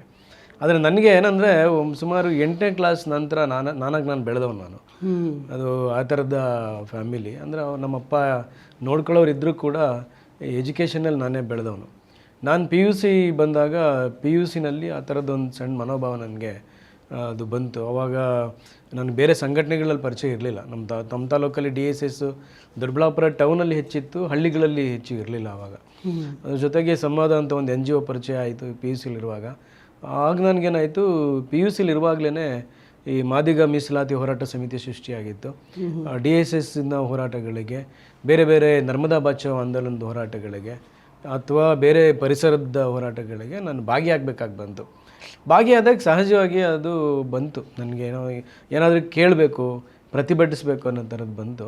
ಅದು ಡಿಗ್ರಿ ಮಾಡಿದಾಗ ಒಂದು ಸ್ವಲ್ಪ ನನಗೆ ಅವಕಾಶ ಸಿಕ್ತು ದೊಡ್ಡಬಳ್ಳಾಪುರದಲ್ಲಿ ಉಳ್ಕೊಂಡು ನಾನು ಡಿಗ್ರಿ ಓದೋ ಕೊಂಗಡಿಯಪ್ಪ ಕಾಲೇಜಲ್ಲಿ. ಆಗ ನಾವು ಹೋರಾಟವನ್ನು ಶುರು ಮಾಡಿದ್ವಿ. ಯಾಕೆಂದರೆ ನೀಡಿತ್ತು. ನೀವು ಇವಾಗಲೂ ದೊಡ್ಡಬಳ್ಳಾಪುರಕ್ಕೆ ಹೋದರೆ ಒಂದು ಹಳೆ ಗೌರ್ಮೆಂಟ್ ಕಾಲೇಜ್ ಸುತ್ತಮುತ್ತ ಒಂದು ಕಾಂಪೌಂಡ್ ಇರಲಿಲ್ಲ. ಅದಕ್ಕೋಸ್ಕರ ಹೋರಾಟ ಮಾಡಿದ್ವಿ. ರಸ್ತೆ ಬದಿ ಮರಗಳನ್ನ ಕಡಿಬೇಡಿ ಅಂತ ಹೋರಾಟ ಮಾಡಿದ್ವಿ. ಅಥವಾ ನೀವು ಮರ ಕಡಿದ್ರೆ ಮತ್ತೆ ಸಸಿ ನೆಡಿ ಅಂತ ಹೋರಾಟ ಮಾಡಿದ್ವಿ. ರಸ್ತೆಗಳಿಗೆ ಟಾರ್ ಹಾಕೋಕ್ಕೋಸ್ಕರ ಹೋರಾಟ ಮಾಡಿದ್ವಿ. ಗೋಗೋ ಫ್ಯಾಕ್ಟ್ರಿ ಅಂತ ಒಂದು ಫ್ಯಾಕ್ಟ್ರಿ, ಅದು ಬಟ್ಟೆಗಳಿಗೆ ಡೈಯಿಂಗ್ ಹಾಕೋ ಫ್ಯಾಕ್ಟ್ರಿ. ಆ್ಯಸಿಡ್ನ, ಅದು ಗಾರ್ಬೇಜ್ ವಾಟರ್ ಇತ್ತಲ್ಲ, ಆ್ಯಸಿಡ್ಯುಕ್ತ ನೀರನ್ನು ಅವರು ವೇಸ್ಟ್ ಆಗಿರೋಂಥ ಬೋರ್ವೆಲ್ ಒಳಗಡೆ ಬಿಟ್ಬಿಡ್ತಿದ್ರು. ಅದ್ರ ವಿರುದ್ಧ ಹೋರಾಟ ಮಾಡಿದ್ವಿ. ಆವಾಗೇನಾಯಿತು, ಈ ನನಗೆ ಅದರಲ್ಲಿ ಎಂಗೇಜ್ ಆಗಿಬಿಟ್ಟೆ ಫುಲ್ ನಾನು. ಆ ಕಾರಣಕ್ಕಾಗಿ ಜನಧ್ವನಿ ಯುವ ವೇದಿಕೆ ಅಂತ ಒಂದು ವೇದಿಕೆ ಕಟ್ಟಿಕೊಂಡು ಪೂರ್ತಿ 90% ನನ್ನ ಟೈಮನ್ನು ಹೋರಾಟಕ್ಕೆ ಕೊಟ್ವಿ. ಅಲ್ಲಿಂದ ನನಗೆ ಹೋರಾಟದ ಮನೋಭಾವ ಜಾಸ್ತಿ ಆಯಿತು. ಮಾಸ್ಟರ್ ಡಿಗ್ರಿಗೆ ಬಂದಮೇಲೆ ಸ್ವಲ್ಪ ಕಡಿಮೆ ಆಯ್ತು ಅದು. ಓಕೆ. ಯಾಕಂದರೆ ಮಾಸ್ಟರ್ ಡಿಗ್ರಿ ಓದಬೇಕು ಅನ್ನೋ ಕಾರಣಕ್ಕಾಗಿ ಬೆಂಗಳೂರು ಯೂನಿವರ್ಸಿಟಿಗೆ ಬಂದೆ. ಸ್ವಲ್ಪ ಕಡಿಮೆ ಆಯಿತು. ಸಂದರ್ಭಕ್ಕೆ ತಕ್ಕನಾಗಿ ಪ್ರತಿಭಟನೆಗಳನ್ನು ಭಾಗವಹಿಸ್ತಿದ್ದೆ ನಾನು. ಅಲ್ಲಿ ಫೀಸಿನ ಸಮಸ್ಯೆಗಳು, ಕಾಲೇಜಿನ ಇದು ಅಲ್ಲಿ ಯೂನಿವರ್ಸಿಟಿ ಸಮಸ್ಯೆಗಳಿಗಾಗಿ ಭಾಗವಹಿಸ್ತಿದ್ದೆ. ಆಮೇಲೆ ಅದನ್ನು ಬಿಟ್ಟ ಮೇಲೆ ಒಂಥರ ನನ್ನನ್ನು ಜನ ಹೋರಾಟಗಾರ ಅಂತ ಗುರುತಿಸೋಕ್ಕೆ ಶುರು ಮಾಡಿದ್ರು. ಹಂಗೆ ನೋಡಿದ್ರೆ ನಾನೊಬ್ಬ ಅಕಾಡೆಮಿಷಿಯನ್ನು ಮತ್ತು ಉಪನ್ಯಾಸಕ, ಅದ್ರ ಜೊತೆ ಕವಿ, ಲೇಖಕ ಅಂತ ಏನೇ ಅಂದ್ಕೊಂಡ್ರು ಕೂಡ ಒಬ್ಬ ಹೋರಾಟಗಾರ ಅಂತ ಹೇಳ್ಕೊಳ್ಳೋಕೆ ಸ್ವಲ್ಪ ಅಳುಕಿದೆ ನನಗೆ. ಯಾಕೆ ಅಂತಂದ್ರೆ ಒಬ್ಬ ಹೋರಾಟಗಾರನಾಗಿ ನನಗೆ ಪೂರ್ತಿ ಟೈಮ್ ಕೊಡೋಕ್ಕೆ ಆಗ್ತಿಲ್ಲ, ಫುಲ್ ಟೈಮ್ ಕೊಡೋಕ್ಕಾಗಲ್ಲ. ನನ್ನ ಕಣ್ಣಿಗೆ ನೋಡಿದಂಗೆ ತುಂಬ ಜನ ಇಡೀ ಬದುಕನ್ನ ಹೋರಾಟಕ್ಕೋಸ್ಕರ ಮುಡುಪಾಗಿಟ್ಟು ಹೆಂಡತಿ ಮಕ್ಕಳನ್ನ ಸಾಕೋಕ್ಕಾಗದೆ, ಮಕ್ಕಳನ್ನ ಸರಿಯಾಗಿ ಓದ್ಸೋಕ್ಕಾಗದೆ ಇನ್ನೂ ಕಷ್ಟಪಡ್ತಿರೋರು, 4-5 ಕಾಯಿಲೆಗಳನ್ನು ಹೊತ್ಕೊಂಡು ಇವತ್ತೂ ಕಷ್ಟಪಡ್ತಿರೋರು ಇದ್ದಾರೆ. ನನಗೇನೋ ಒಂದು ಸ್ವಲ್ಪ ಸಣ್ಣ ಪಟ್ಟದ್ದು ಸಿಕ್ಕಿದೆ. ಇದ್ರ ನಡುವೆ ನನ್ನ ಟೈಮ್ ಸಿಕ್ಕಾಗ ಇರೋಕ್ಕಾಗಲ್ವಲ್ಲ, ನಾನು ಬದುಕಬೇಕಲ್ಲ, ಇಲ್ಲದೆ ಇದ್ರೆ ಕಷ್ಟ ಆಗುತ್ತೆ. ನನಗದು ಎಲ್ಲೋ ನೋಡಿದಾಗ ಹೋಗಲೇಬೇಕಂತ ಅನಿಸುತ್ತೆ. ನನಗೋಸ್ಕರ ನಾನು ಹೋರಾಟಕ್ಕೆ ಹೋಗ್ತೀನಿ, ನನಗೋಸ್ಕರ ನಾನು ಹೋರಾಟಕ್ಕೆ ಭಾಗಿಯಾಗ್ತೀನಿ. ಪರಿಶುದ್ಧ ನಂದಿನಿ ಹಾಲಿನಿಂದ ತಯಾರಿಸಿದ ನೈಜ ನಂದಿನಿ ಐಸ್ ಕ್ರೀಮ್ಸ್. ಸರ್, ಮತ್ತೆ ಕೆಲವು ವರ್ಷಗಳ ಹಿಂದೆ ನಿಮ್ಮನ್ನೆಲ್ಲ ಕೆಲಸದಿಂದ ತೆಗಿಬೇಕು, ಹೋರಾಟಕ್ಕೆ ಹೋಗ್ತಾರೆ, ಆ ಥರ ಇದ್ದಾಗ ನಿಮ್ಮ ಫ್ಯಾಮಿಲಿಲಿ ಹೇಗಿತ್ತು? ಇಲ್ಲ, ಅದು ಒಂದು ನನಗೆ ಇಲ್ಲಿವರೆಗೂ ಅಂದರೆ ಮೈನಾಗಿ ವೈಜ್ಞಾನಿಕವಾಗಿ ಯೋಚನೆ ಮಾಡಿ ನೀವು ಅದನ್ನು ಹಾಕಿರೋ ಪೋಸ್ಟ್ ಆದ ಕಾರಣ. ಬಟ್ ಫ್ಯಾಮಿಲಿಲಿ ಯಾಕಂದರೆ ಕೆಲಸದಾಗ ಹೋಗ್ತಾ ಇದ್ರೆ ಏನೋ ಒಂದು ನೆಮ್ಮದಿ ಇರುತ್ತೆ, ಓಕೆ ಕೆಲ್ಸಕ್ಕೆ ಹೋಗ್ತೀವಿ, ತಿಂಗಳ ಸಂಬಳ ಬರುತ್ತೆ, ಆ ಥರ ಅದನ್ನು ಕೂತರ್ಬೇಕು. ಯಾಕಂದ್ರೆ ಹೋರಾಟದ ಮನೋಭಾವ ಇರೋ ಕಾರಣ, ಅದು ನೀವು ಹಾಕಿರೋ ಕಾರಣ. ಹೇಗಿತ್ತು ನಿಮ್ಮ ಅಲ್ಲಿ ತಳಮಳ ಫ್ಯಾಮಿಲಿಯಲ್ಲಿ? ಇಲ್ಲ, ನನಗೆ ಒಂದು 18 ವರ್ಷ ಆಯಿತು ನಾನು ಕೆಲಸಕ್ಕೆ ಸೇರಿ ಉಪನ್ಯಾಸಕ್ಕಾಗಿ. ಇಲ್ಲಿವರೆಗೂ ನಾನು ಕೆಲಸನ ನನ್ನ ಹೋರಾಟದ ಬದುಕನ್ನ ಎರಡನ್ನೂ ಮಿಕ್ಸ್ ಮಾಡ್ಕೊಂಡಿಲ್ಲ. ಓಕೆ, ನನ್ನ ಕೆಲಸ ಏನು ಮಾಡಬೇಕು ಕರೆಕ್ಟಾಗಿ 100% ಅಲ್ಲಿ ಕೆಲಸಕ್ಕೆ ಕೊಡ್ತೀನಿ. ಯಾವತ್ತು ಇಲ್ಲಿ ರಜಾ ಹಾಕಿ ಇನ್ನೊಂದು ಹೋರಾಟಕ್ಕೆ ಹೋಗಿರೋದು ಆ ಥರದ್ದೆಲ್ಲ ಇಲ್ಲವೇ ಇಲ್ಲ. ಇದೇನಾಗೋಯ್ತು, ಈ ಚಂದ್ರಯಾನದ ಬಗ್ಗೆ ನಾನು ಈ ವಿಜ್ಞಾನಿಗಳಿಗೆ ಒಂದು ಸೈಂಟಿಫಿಕ್ ಟೆಂಪರ್ಮೆಂಟ್ ಇರಬೇಕು ಅನ್ನೋ ಕಾರಣಕ್ಕಾಗಿ ಎಚ್ ನರಸಿಂಹಯ್ಯನ ಪಾಠ ಮಾಡ್ತೀವಿ ನಾವು, ಕುವೆಂಪು ಪಾಠ ಮಾಡ್ತೀವಿ, ಬಾಬಾ ಸಾಹೇಬ್ರ ಪಾಠ ಮಾಡ್ತೀವಿ, ಗಾಂಧಿ ಪಾಠ ಮಾಡ್ತೀವಿ. ಆ ಟೋನಲ್ಲಿ ನಾನು ಹೇಳಿದೆ, ಅದು ಬೇಕು ಅಂತ ಕೆಲವು ಜನ ಟಾರ್ಗೆಟ್ ಮಾಡಿದ್ರು. ಟಾರ್ಗೆಟ್ ಮಾಡಿದಾಗ ತುಂಬ ಜನ ಅದನ್ನು ಹೇಳಿದ್ರು, ಇವ್ರನ್ನ ಕೆಲಸದಿಂದ ತೆಗಿಬೇಕು ಅಂತೆಲ್ಲ ಹೇಳಿದ್ರು. ಹಾಗೇನಾದರೂ ನಿಜವಾಗ್ಲೂ ಕೆಲಸದಿಂದ ತೆಗಿಬೇಕಾಗಿದ್ದಿದ್ರೆ ನೀವು ವೈಜ್ಞಾನಿಕ ಮನೋಭಾವ ಇಟ್ಕೊಳ್ಳದೆ ಪಾಠ ಮಾಡೋರನ್ನು ಅಥವಾ ಈ ಥರ ಪ್ರಶ್ನೆ ಮಾಡೋರನ್ನೇ ಕೇಳೋವಂಥವ್ರನ್ನ ತೆಗಿಬೇಕಾಗತ್ತೆ. ಅದೇನಾದ್ರು ನಿಜವಾಗ್ಲೂ ಈ ಥರದ ಕೆಲಸ ತೆಗಿಬೇಕಂದ್ರೆ 1000 ಜನ ಕೆಲಸ ಕಳ್ಕೊತಾರೆ. ಆಮೇಲೆ ನಾನು ಮಾಡ್ತಿರೋದೇನು, ನನ್ನ ಮಕ್ಳಿಗೆ ಏನು ಹೇಳಬೇಕು ಅದನ್ನೇ ಮಾಡ್ತಿದ್ದೀನಿ ನಾನು. ಅಲ್ಲಿ ಒಂದು ಇಲಾಖೆಯಿಂದ ಒಂದು ಸಣ್ಣ ಇದನ್ನು ಕೇಳಿದ್ರು ಅಷ್ಟೇ. ಅದು ಕೇಳಿದ್ರು, ಮೆಮೊ ಕೇಳಿದ್ರು, ಆಮೇಲೆ ನಾನು ಆನ್ಸರ್ ಮಾಡಿದೆ, ಅದು ಅಲ್ಲಿಗೆ ಮುಗೀತು. ಯಾಕೆಂದ್ರೆ ಅದರಲ್ಲಿ ಗ್ರೌಂಡ್ಸ್ ಇರಲಿಲ್ಲ. ನಾನು ಏನು ಹೇಳಿದ್ದೀನಿ ನನಗೆ ಕರೆಕ್ಟಾಗಿ ಗೊತ್ತಿತ್ತು. ಅದು ಪತ್ರಿಕೆಗಳಲ್ಲೂ ತುಂಬ ಜನ ಬರೆದ್ರು, ಮತ್ತು ನನಗೆ ಫ್ರೆಂಡ್ಸು ತುಂಬ ಜನ ಹಿರಿಯರೆಲ್ಲ ನನ್ನ ಜೊತೆ ನಿಂತ್ಕೊಂಡ್ರು. ಅದು ತುಂಬ ದೊಡ್ಡ ಸಮಸ್ಯೆ ಏನಾಗಲಿಲ್ಲ. ಬಟ್ ನೀವು ಕೇಳ್ದಂಗೆ ಫ್ಯಾಮಿಲಿಗೆ ಒಂದು ಸ್ವಲ್ಪ ಭಯ ಆಯಿತು. ಅದೊಂದು ಸ್ವಲ್ಪ ನನ್ನ ಹೆಂಡತಿ ಮುಖ್ಯವಾಗಿ ಸ್ವಲ್ಪ ಆತಂಕ ಪಟ್ಟಳು. ಊರಲ್ಲಿ ನಮ್ಮಮ್ಮ ಮತ್ತು ನನ್ನ ತಮ್ಮ ತಂಗಿ ಎಲ್ಲರೂ ಒಂದು ಸ್ವಲ್ಪ ಆತಂಕ ಪಟ್ಟರು. ಆದರೆ ನನಗೂ ಆ ಟೈಮಲ್ಲಿ ಆತಂಕ ಆಗಿದ್ದೇನೆಂದರೆ ಕೆಲಸ ಹೋಗ್ಬಿಡುತ್ತೆ ಅಂತಲ್ಲ, ನನಗಿದ್ದಕ್ಕಿದ್ದಂಗೆ ಈ ಬಲಪಂಥಿ ಟ್ರೋಲ್ ಇದೆಯಲ್ಲ, ಅದು ನನ್ನ ಹೆಂಡತಿವರೆಗೂ ಬಂದು ಆ ಟ್ರೋಲಿಂದ ಒಂದು ಸ್ವಲ್ಪ ನನಗೆ ಡಿಸ್ಟರ್ಬ್ ಆದೆ. ನಾನು ಸುಮಾರು 1-2 ತಿಂಗಳ ಕಾಲ ನನಗೆ ತುಂಬ ಡಿಸ್ಟರ್ಬೆನ್ಸನ್ನ ನಾನು ಅನುಭವಿಸಿದೆ. ಆಮೇಲೆ ಅದರಿಂದ ಓವರ್ಕಮ್ ಮಾಡಿದೆ ನಾನು ಅದನ್ನು. ಅಲ್ಲ, ಸಾಮಾಜಿಕ ನ್ಯಾಯನ ಯಾವ್ಯಾವ ಥರ ವಿರೋಧಗಳು ಯಾವ್ಯಾವ ಥರ ವಿರೋಧನ ಕಟ್ಟೋದಕ್ಕೆ ಇದು ಮಾಡ್ತಾರೆ ಅನ್ನೋಕ್ಕೂ ನೀವೊಂದು ಸಾಕ್ಷಿ. ಮತ್ತು ಇದ್ರ ಸುತ್ತ ಸರ್, ನಾನು ಈಗ ನಿಮ್ಮ ಫ್ಯಾಮಿಲಿ ಮಾತಾಡ್ತಾ ಇರೋ ಕಾರಣ, ನಿಮ್ಮ ತಾಯಿಯವ್ರನ್ನ ನೀವು ಇಂಟರ್ವ್ಯೂ ಮಾಡಿದ್ದೀರಾ, ಒಂದು ಆಡಿಯೋ ಮಾಡಿ, ಅದು ನಮ್ಮ ತಳ್ಳಪರಿಗೆ ಅನ್ನೋ ಒಂದು ಪುಸ್ತಕದಲ್ಲೂ ಕೂಡ ಅದು ಬರೆದಿದೆ. YNK ಅವರ ಒಂದು ಕೆ ರಾಮಯ್ಯ ಅವರು ಸಂಗ್ರಹ ಮಾಡಿ ಅದು ಮಾಡಿದ್ದಾರೆ. ಅದ್ರ ಬಗ್ಗೆ ನಮ್ಮ ವೀಕ್ಷಕರಿಗೆ ಹಂಚ್ಕೊಳ್ಳೋದಿದ್ರೆ ದಯವಿಟ್ಟು ಹಂಚ್ಕೊಳ್ಳಿ. ಇಲ್ಲ, ಅದು ಕೆ ರಾಮಯ್ಯನವರು 2005-6ನೇ ಇಸ್ವಿನಲ್ಲಿ ಒಂದು ಅದ್ಭುತವಾಗಿರೋ ಕೆಲಸ ಇದು ಕನ್ನಡಕ್ಕೆ ಸಂಬಂಧಪಟ್ಟಂಗೆ. ಆಗ ಅದು SC/ST ಕಮಿಷನ್ ಅಂತ ಇತ್ತು, ಈಗ ಅಂಬೇಡ್ಕರ್ ಅಭಿವೃದ್ಧಿ ನಿಗಮ ಆಗಿದೆ. ಆಗ ಬಾಬುರಾವ್ ಮುಡ್ಬಿ ಅಲ್ಲಿ ಆಫೀಸರ್ ಆಗಿದ್ರು, IAS ಅಧಿಕಾರಿ ಆಗಿದ್ರು. ಆಗ ಅವ್ರಿಗೊಂದು ಪ್ರಾಜೆಕ್ಟ್ ಬಂತು, ತಲಪರಿಗೆ ಅಂತ ಒಂದು ಪುಸ್ತಕ ಮಾಡಬೇಕು. ತಲಪರಿಗೆ ಅಂತ. ಅದರ ಸುತ್ತ ರಾಮಯ್ಯ ಅವ್ರಿಗಿದ್ದ ಕನಸು ಏನಂತಂದರೆ, ಅದರ ಮುಖಾಂತರ ಕರ್ನಾಟಕದ ಒಂದು ದಲಿತ ತಾತ್ವಿಕತೆಯನ್ನು ಕನ್ಸ್ಟ್ರಕ್ಟ್ ಮಾಡಬೇಕು ಅಂತ ಒಂದು ಕನಸಿತ್ತು. ಅದಕ್ಕೆ ನಾನು CG ಲಕ್ಷ್ಮೀಪತಿ ಅವರು, KY ನಾರಾಯಣಸ್ವಾಮಿ ಅವರು ಅವರೆಲ್ಲ ಇದ್ದರು, ಲಕ್ಷ್ಮೀಪತಿ ಕೋಲಾರ ಅವರಿದ್ದರು ಅವ್ರ ಜೊತೆ. ಇವ್ರ ಮುಖಾಂತರ, ಮತ್ತು ಪಾರ್ವತೀಶ್ ಅವರೆಲ್ಲ ಇದ್ರು, ಆಗ ಎಲ್ಲ ಗೌರಿನಲ್ಲಿದ್ದರು. ಇವ್ರ ಮುಖಾಂತರ ನನಗೆ ಅಲ್ಲಿಗೊಂದು ಅವಕಾಶ ಸಿಕ್ತು ಅಲ್ಲಿ ಕೆಲಸ ಮಾಡೋದಕ್ಕೆ. ಕೊಟ್ಗನಳ್ಳಿ ರಾಮಯ್ಯ ಅವರು ಚೌಕಿ ಸಂಸ್ಕೃತಿ ಕೇಂದ್ರ ಅಂತ ಒಂದು ಸಂಸ್ಥೆಯನ್ನು ಕಟ್ಟಿ ಶೇಷಾದ್ರಿಪುರಮಲ್ಲಿ ಒಂದು ಆಫೀಸ್ ಮಾಡಿದರು. ನಾನು, ರವಿಕುಮಾರ್ ಬಾಗಿ, ಮತ್ತು ಪ್ರಕಾಶ್ ಮಂಟೇದ 3 ಜನ ಕೆಲಸ ಮಾಡೋದಕ್ಕೆ ಅಂತ ಅಲ್ಲಿ ಹೋದ್ವಿ. ಅಲ್ಲಿ ಅರ್ಧೇಶಲ್ಲಿ ವೆಂಕಟೇಶ್ ಅಂತ ಈಗ ಅವರು ಭಾಷಾಂತರ ಇಲಾಖೆಯಲ್ಲಿ ಡೈರೆಕ್ಟರ್ ಆಗಿದ್ದಾರೆ. ಓಕೆ. ಅವರು ಕೂಡ ಅಲ್ಲಿದ್ದರು. ಅಲ್ಲಿ ಗೋವಿಂದಯ್ಯ, ಎಚ್ ಗೋವಿಂದಯ್ಯ ಅವರು ಇದ್ದರು, ಇವರೆಲ್ಲ ಇದ್ದರು. ಆ ಟೈಮಲ್ಲಿ ನನಗೆ ನೀವು ಯಾರ್ದಾದ್ರೂ ಇಂಟರ್ವ್ಯೂ ಮಾಡಬೇಕು, ಇದಕ್ಕೆ ತುಂಬ ಮುಖ್ಯವಾಗಿರೋ ಇಂಟರ್ವ್ಯೂಸ್ ಮಾಡಬೇಕು ಅಂದರೆ ದಲಿತ ಅನುಭವಗಳನ್ನು ಕಟ್ಟೋದ್ರಲ್ಲಿ ತುಂಬ ವಿಶೇಷವಾಗಿರಬೇಕು ಅನ್ನೋ ಥರದ್ದೊಂದು ಮಾಡಿದ್ರು. ನನಗೆ 2 ಇಂಟರ್ವ್ಯೂ ಮಾಡೋಕ್ಕೆ ಹೇಳಿದ್ರು. ಅದರಲ್ಲಿ 2 ಇಂಟರ್ವ್ಯೂ ನಮ್ಮ ಊರಿಂದ ಮಾಡಿದೆ. ನಾನು ನಮ್ಮ ತಾಯಿದೊಂದು ಇಂಟರ್ವ್ಯೂ ಮಾಡಿದೆ, ಇನ್ನೊಬ್ಬರು ನನ್ನ ಸ್ನೇಹಿತ ರಾಮಕೃಷ್ಣ ಅಂತಿದ್ದಾನೆ, ಅವ್ರ ಅಜ್ಜಿದೊಂದು ಇಂಟರ್ವ್ಯೂ ಮಾಡಿದೆ. ಈ ತುಂಬ ಇಂಟರ್ವ್ಯೂಸ್ ಹೆಂಗೆ ಬಂತು ಅಂತಂದರೆ ಆಮೇಲೆ ನೋಡಿದವರು, ಅದನ್ನು ಓದಿದವರು ಇವತ್ತು ಕೂಡ ತುಂಬ ಜನ ಆ ಇಂಟರ್ವ್ಯೂಸ್ನ ರೆಫರ್ ಮಾಡ್ತಾರೆ. ಈವನ್ ಆ ಪುಸ್ತಕದಲ್ಲಿ ನಮ್ಮ ತಾಯಿದು ಮತ್ತು ನಮ್ಮ ರಾಮಕೃಷ್ಣ ಅವ್ರ ಅಜ್ಜಿದು ಫೋಟೋ ಕೂಡ ಹಾಕಿದ್ದಾರೆ ಅದರಲ್ಲಿ. ಅದು ತುಂಬ ಇದು ಮಾಡಿದೆ. ಈಗ ಅದೇನಾಯಿತು, ಪ್ರಿಂಟ್ ಆದಮೇಲೆ ಇಲಾಖೆಯವರು ಅದನ್ನು ಹೆಚ್ಚು ಚೆನ್ನಾಗಿ ಅದನ್ನು ಸರ್ಕ್ಯುಲೇಟ್ ಮಾಡಲಿಲ್ಲ. ಓಕೆ. ಹಾಗಾಗಿ ಅದೊಂದು ಸ್ವಲ್ಪ ಇಷ್ಟೊತ್ತಿಗಾಗಲೇ ತುಂಬ ಪ್ರಿಂಟ್ ಕಾಣಬೇಕಾಗಿತ್ತು. ಅದು ಸರ್ಕಾರಿ ಇದ್ರ ಥರ ಆಗಲೇ ಇಲ್ಲ ಅದು. ಹೌದು. ಮತ್ತು ಕರ್ನಾಟಕದಲ್ಲಿ ತುಂಬ ಪ್ರಮುಖವಾಗಿರುವಂಥ ಡಾಕ್ಯುಮೆಂಟ್ ಅದು. ಈಗಲೂ ತುಂಬ ಜನ ಅದನ್ನು ರೆಫರ್ ಮಾಡ್ತಾರೆ. ಅದೇನು ಸಿಗುತ್ತೆ ಸರ್ ನಮ್ಮ ವೀಕ್ಷಕರಿಗೆ ಅಥವಾ ಯಾರು ಓದೋರಿಗೆ ಇಷ್ಟ ಇದ್ರೆ ಅದು ಯಾವ ಥರ ಸಿಗ್ಬೋದು? ಏನಾದ್ರು ಆರ್ಕೈವ್ ಮಾಡಿದಾರಾ? ಯಾವ್ದಾದ್ರು ವೆಬ್ಸೈಟಲ್ಲಿ ಸಿಗುತ್ತೆ? ಇಲ್ಲ, ಅದು ಸರ್ಕಾರಕ್ಕೋಸ್ಕರ ಮಾಡಿದ್ರಿಂದಾಗಿ ರೈಟ್ಸ್ ಎಲ್ಲ ಅವ್ರ ಹತ್ರ ಇತ್ತು. ನಾವು ರಾಮಯ್ಯರ ಹತ್ರ ಕೂತ್ಕೊಂಡು ತುಂಬ ಚೆನ್ನಾಗಿ ಚರ್ಚೆ ಮಾಡಿದ್ವಿ ಇದನ್ನು. ಓಕೆ. ತುಂಬ ಜನ ಅದನ್ನು ರೀಪ್ರಿಂಟ್ ಮಾಡಬೇಕು ಅಂತ ಹೇಳಿದ್ರು. ಅದಕ್ಕಿನ್ನೂ ಅವಕಾಶಗಳು ಸಿಗಲಿಲ್ಲ. ಕೆಲವೊಂದನ್ನು ಕೆಲವೊಬ್ಬರು ಸ್ನೇಹಿತರು, ಅದರಲ್ಲಿ ಎನ್ ಕೆ ಹನುಮಂತಯ್ಯನವ್ರದ್ದು ಲೈಫ್ ಹಿಸ್ಟ್ರಿ ಇದೆ, ಆಮೇಲೆ ನಮ್ಮ ಕೆ ವಿ ನೇತ್ರಾವತಿದು ಒಂದು ಲೈಫ್ ಸ್ಟೋರಿ ಇದೆ ಸಣ್ಣದು, ಮತ್ತು ಕೆ ಎಚ್ ರಂಗನಾಥ್ ಅವ್ರದ್ದು ಇಂಟರ್ವ್ಯೂ ಇದೆ. ಇಂಥದನ್ನೆಲ್ಲ ಸೇರಿಸಿ ಏನಾದರೂ ಬೇರೆ ಪುಸ್ತಕ ಮಾಡ್ಬೋದು ಅಂತ ಪ್ರಯತ್ನ ನಡೀತಾನೇ ಇದೆ ಇಲ್ಲಿವರೆಗೂ. ನನ್ನ ಹತ್ರ ಅದು ಇದೆ ಡಾಕ್ಯುಮೆಂಟ್. ಮತ್ತು ನನ್ನ ಸ್ನೇಹಿತರು ಎಸ್ ಮಂಜುನಾಥ್ ಅಂತ ಒಬ್ಬರು ಕವಿ ಇದ್ದಾರೆ, ವಿಧಾನಸೌಧದಲ್ಲಿ ಕೆಲಸ ಮಾಡ್ತಾರೆ, ಅವ್ರ ಹತ್ರ ಅದು ಪೂರ್ತಿ ಸಾಫ್ಟ್ ಕಾಪಿ ಇದೆ ಅವ್ರ ಹತ್ರ. ಓಕೆ. ಹಾಗಾಗಿ ಅದನ್ನು ಮುಂದೆ ಸರ್ಕಾರ ಏನಾದರೂ ಬರೆದು ಇಂಥದ್ದೇನಾದ್ರು ಮಾಡೋ ಅವಕಾಶ ಸಿಕ್ಕಿದ್ರೆ ನಾವು ನಿಜವಾಗ್ಲೂ ಮಾಡ್ಬೇಕು ಅದನ್ನು ಅಂತ ಅನಿಸುತ್ತೆ. ಸರ್, ಇದ್ರದ್ದೆಲ್ಲ ಸುತ್ತ ನೀವು ಕವಿಯಾಗಿ ನಿಮಗೆ ಹೆಂಗೆ ಅದು ಯಾವ ಥರ ನಿಮಗೆ ಇದು ಬಂತು ಸರ್? ನಾನು ಬರಿಬೇಕು ಪದ್ಯ ಯಾವ ಥರ ಅದು ನಿಮಗೆ ಬಂತು? ಇಲ್ಲ, ನಮಗೆ ಕವಿತ್ವ ಅಂತ ಅನ್ನೋದು ಈ ಹೊರಗಡೆಯಿಂದ ಕಲ್ತಿದ್ದಲ್ಲ. ಅದು ಏನಂದರೆ ರಿಯಾಕ್ಷನ್ಗೆ ಭಾಷೆ ಲಿಮಿಟೇಷನ್ಸ್ ಇದ್ದಾಗ ಏನಾಗುತ್ತೆ, ನಾವು ಕವಿತೆಗಳ ಮುಖಾಂತರ ಏನಾದರೂ ರಿಯಾಕ್ಟ್ ಮಾಡಬೇಕು ಅಂತ ಅನ್ನಿಸ್ತಾಯಿತ್ತು ಸ್ಟಾರ್ಟಿಂಗಲ್ಲಿ. ಓಕೆ. ಮೊದಲು ಬರೆಯುವಾಗ PUCನಲ್ಲಿ ಬರೆಯೋಕ್ಕೆ ಶುರು ಮಾಡಿದೆ ನಾನು. ಅನ್ಯಾಯದ ವಿರುದ್ಧ ಸಿಡಿದೇಳೋ ಥರದ್ದು ಇದಿರುತ್ತಲ್ಲ, ಅದನ್ನು ಸುಮ್ಮನೆ ಬರೆಯೋಕ್ಕೆ ಶುರು ಮಾಡಿದೆ. ಕವಿ ಅಂತಂದರೆ ಒಂದು ಸ್ವಲ್ಪ ಖುಷಿ ಆಗೋದು ನನಗೆ.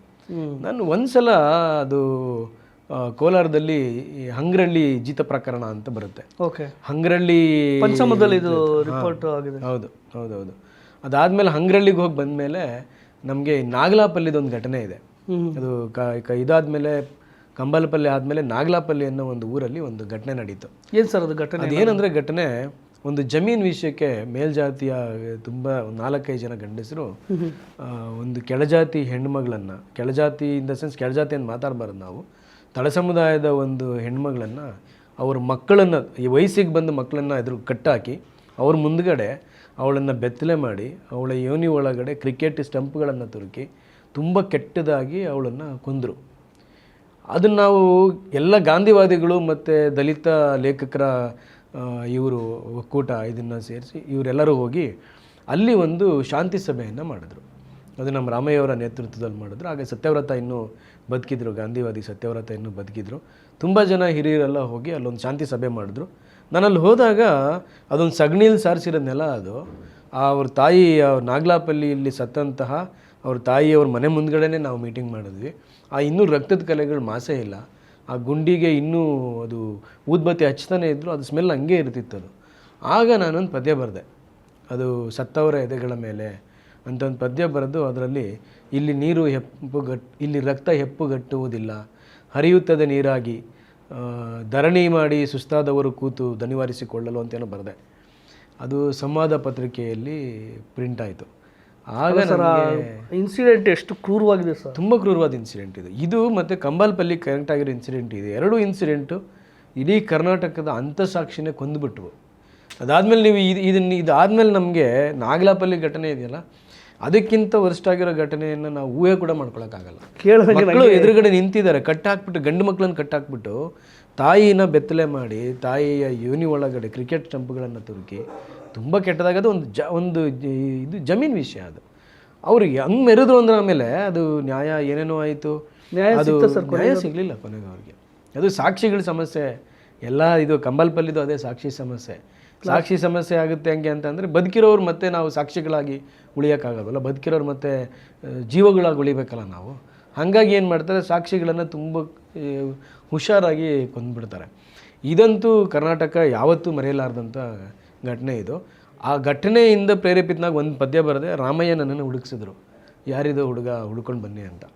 ಆಮೇಲೆ ನನಗೆ ಅದನ್ನು ಅಗ್ನಿಪತ್ರಿಕೆಯಲ್ಲಿ ನನ್ನ ಮೊದಲನೇ ಪದ್ಯ ಪ್ರಿಂಟ್ ಆಗಿದ್ದು. ಅಗ್ನಿಪತ್ರಿಕೆಯಲ್ಲಿ ಬಂದಿದ್ದು ಪ್ರೇಮ ಕವಿತೆ, ಹೋಗುತ್ತೇನೆಂದ ಒಳ್ಳೆಗೆ ಅನ್ನೋ ಒಂದು ಪದ್ಯವನ್ನು ಬರೆದೆ ಸ್ಟಾರ್ಟಿಂಗಲ್ಲಿ. ಅದಾದಮೇಲೆ ನಂದು ಏನೋ ಬರೆದೆ, ನನಗನ್ಸುತ್ತೆ ಇವತ್ತು ನನಗೆ ನಾನೇನು ಒಳ್ಳೆ ಕವಿ ಅಲ್ಲ ಅಂತ ಅನಿಸುತ್ತೆ. ಆದರೆ ತುಂಬ ಜನ ನನ್ನ ಕವಿ ಅಂತ ಗುರುತಿಸಿದಾಗ ಒಂದು ಸ್ವಲ್ಪ ಖುಷಿ ಆಗುತ್ತೆ. ಆದರೆ ಈ ಥರದ ಘಟನೆಗಳು ನೆನಪಾಗ್ಬಿಟ್ರೆ ನನಗೆ ಮೋಸ್ಟ್ಲಿ ಬರೆಯೋಕ್ಕಾಗಲ್ಲ. ಹೌದು ಸರ್, ಕೇಳಿ ಅದನ್ನು ಕರ್ಸ್ಕೊಳ್ಳೋಕೆ ಕಷ್ಟ ಆಗುತ್ತೆ. ಹೌದು. ಆದರೂ ಏನು ಬದಲಾವಣೆ ಏನಾಗಿರಲ್ಲ ಸರ್ ಇಷ್ಟು ವರ್ಷ ಆದಮೇಲೆ?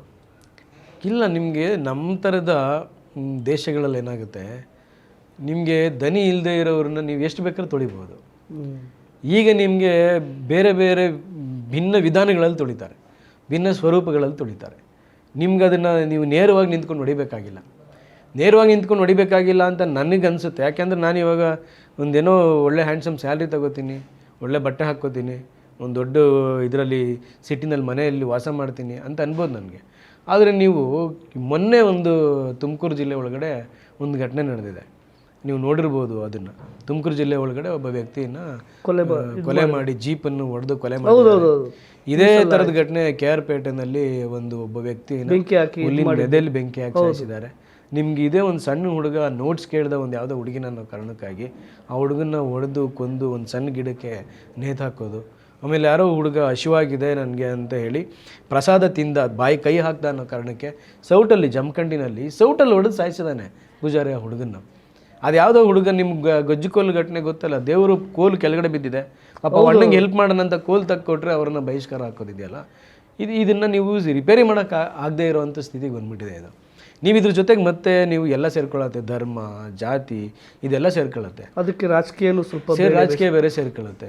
ಇದು ಕೊನೆಗೂ ಏನಾಗಬೇಕು, ಹೆಂಗಾಗಬೇಕು ಅಂತಂದರೆ, ಇದು ಈಗ ನಾವೇನೋ ನನಗೆ ನೋವಾಗುತ್ತೆ ಅಂತ ಹೋರಾಟ ಮಾಡ್ತೀನಿ ಬಿಟ್ಟರೆ, ನಿನಗೆ ಯಾರು ಅದನ್ನು ಮಾಡ್ತಾರೋ ಆ ಥರದ ಜನಾಂಗಗಳಲ್ಲಿ ಮಾನಸಿಕವಾಗಿ ಬದಲಾವಣೆ ಆಗದೇ ಇರೋ ಹೊರತು ಇದಾಗೋದಿಲ್ಲ.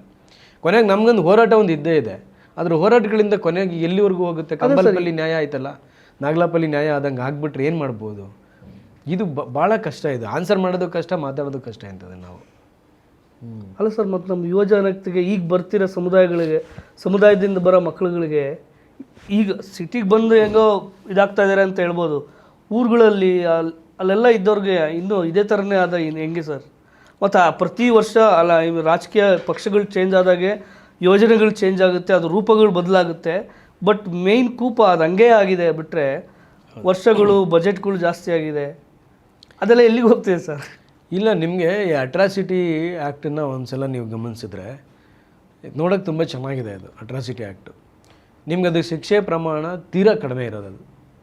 ಆದರೆ ಅಟ್ರಾಸಿಟಿ ಆ್ಯಕ್ಟನ್ನು ನೀವು ಮಿಸ್ಯೂಸ್ ಮಾಡ್ಕೊಳ್ತಿದ್ದಾರೆ ಅನ್ನೋ ಕೂಗು ಅದನ್ನು ಅಟ್ರಾಸಿಟಿ ಆ್ಯಕ್ಟಿಗೆ ಶಿಕ್ಷೆ ಆಗಿರೋ ಪ್ರಮಾಣಕ್ಕಿಂತ ಜಾಸ್ತಿ ಇದೆ. ಹೌದೌದು, ಖಂಡಿತ. ಸೋಷಿಯಲ್ ಮೀಡಿಯಾದಲ್ಲಂತೂ ಅಟ್ರಾಸಿಟಿನ ತೆಗಿಬೇಕು ಅಂತ ಎಷ್ಟೋ ಏನೇನೋ ಬದಲಾಗ್ತಾ ಇದ್ದಾರೆ ಅದ್ರ ಬಗ್ಗೆ. ಆಮೇಲೆ ನಿಮ್ಗೆ ಅಟ್ರಾಸಿಟೀಸ್ ಹೆಂಗಾಗುತ್ತೆ, ಇವಾಗ ನೀವು ಈಗ ನಾನು ಸಿಟಿಲಿ ಬದುಕ್ತಿದ್ದೀನಿ ಅಂತಂದರೆ ಆ್ಯಸ್ ಎ ದಲಿತ್ ನನ್ನ ಸಿಟಿನಲ್ಲಿ ಅಷ್ಟು ಬದುಕೋಕ್ಕಾಗಲ್ಲ. ಇವಾಗ ನೀವು ನಾನೊಂದು ಅಪಾರ್ಟ್ಮೆಂಟಲ್ಲಿ ಬದುಕ್ತಾ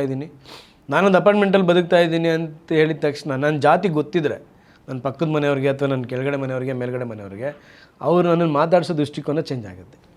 ಇದು ಸಿಟಿಗಳಲ್ಲಿ ಕೂಡ ಇದೆ. ಈಗ ಅಪಾರ್ಟ್ಮೆಂಟ್ ಅಂತ ಹೇಳಿದಾಗ ನಾನು ಇದಕ್ಕೆ ಒಂದು ಪೂರಕವಾಗಿ ಒಂದು ಮಾಹಿತಿ ಹೇಳ್ತೀನಿ.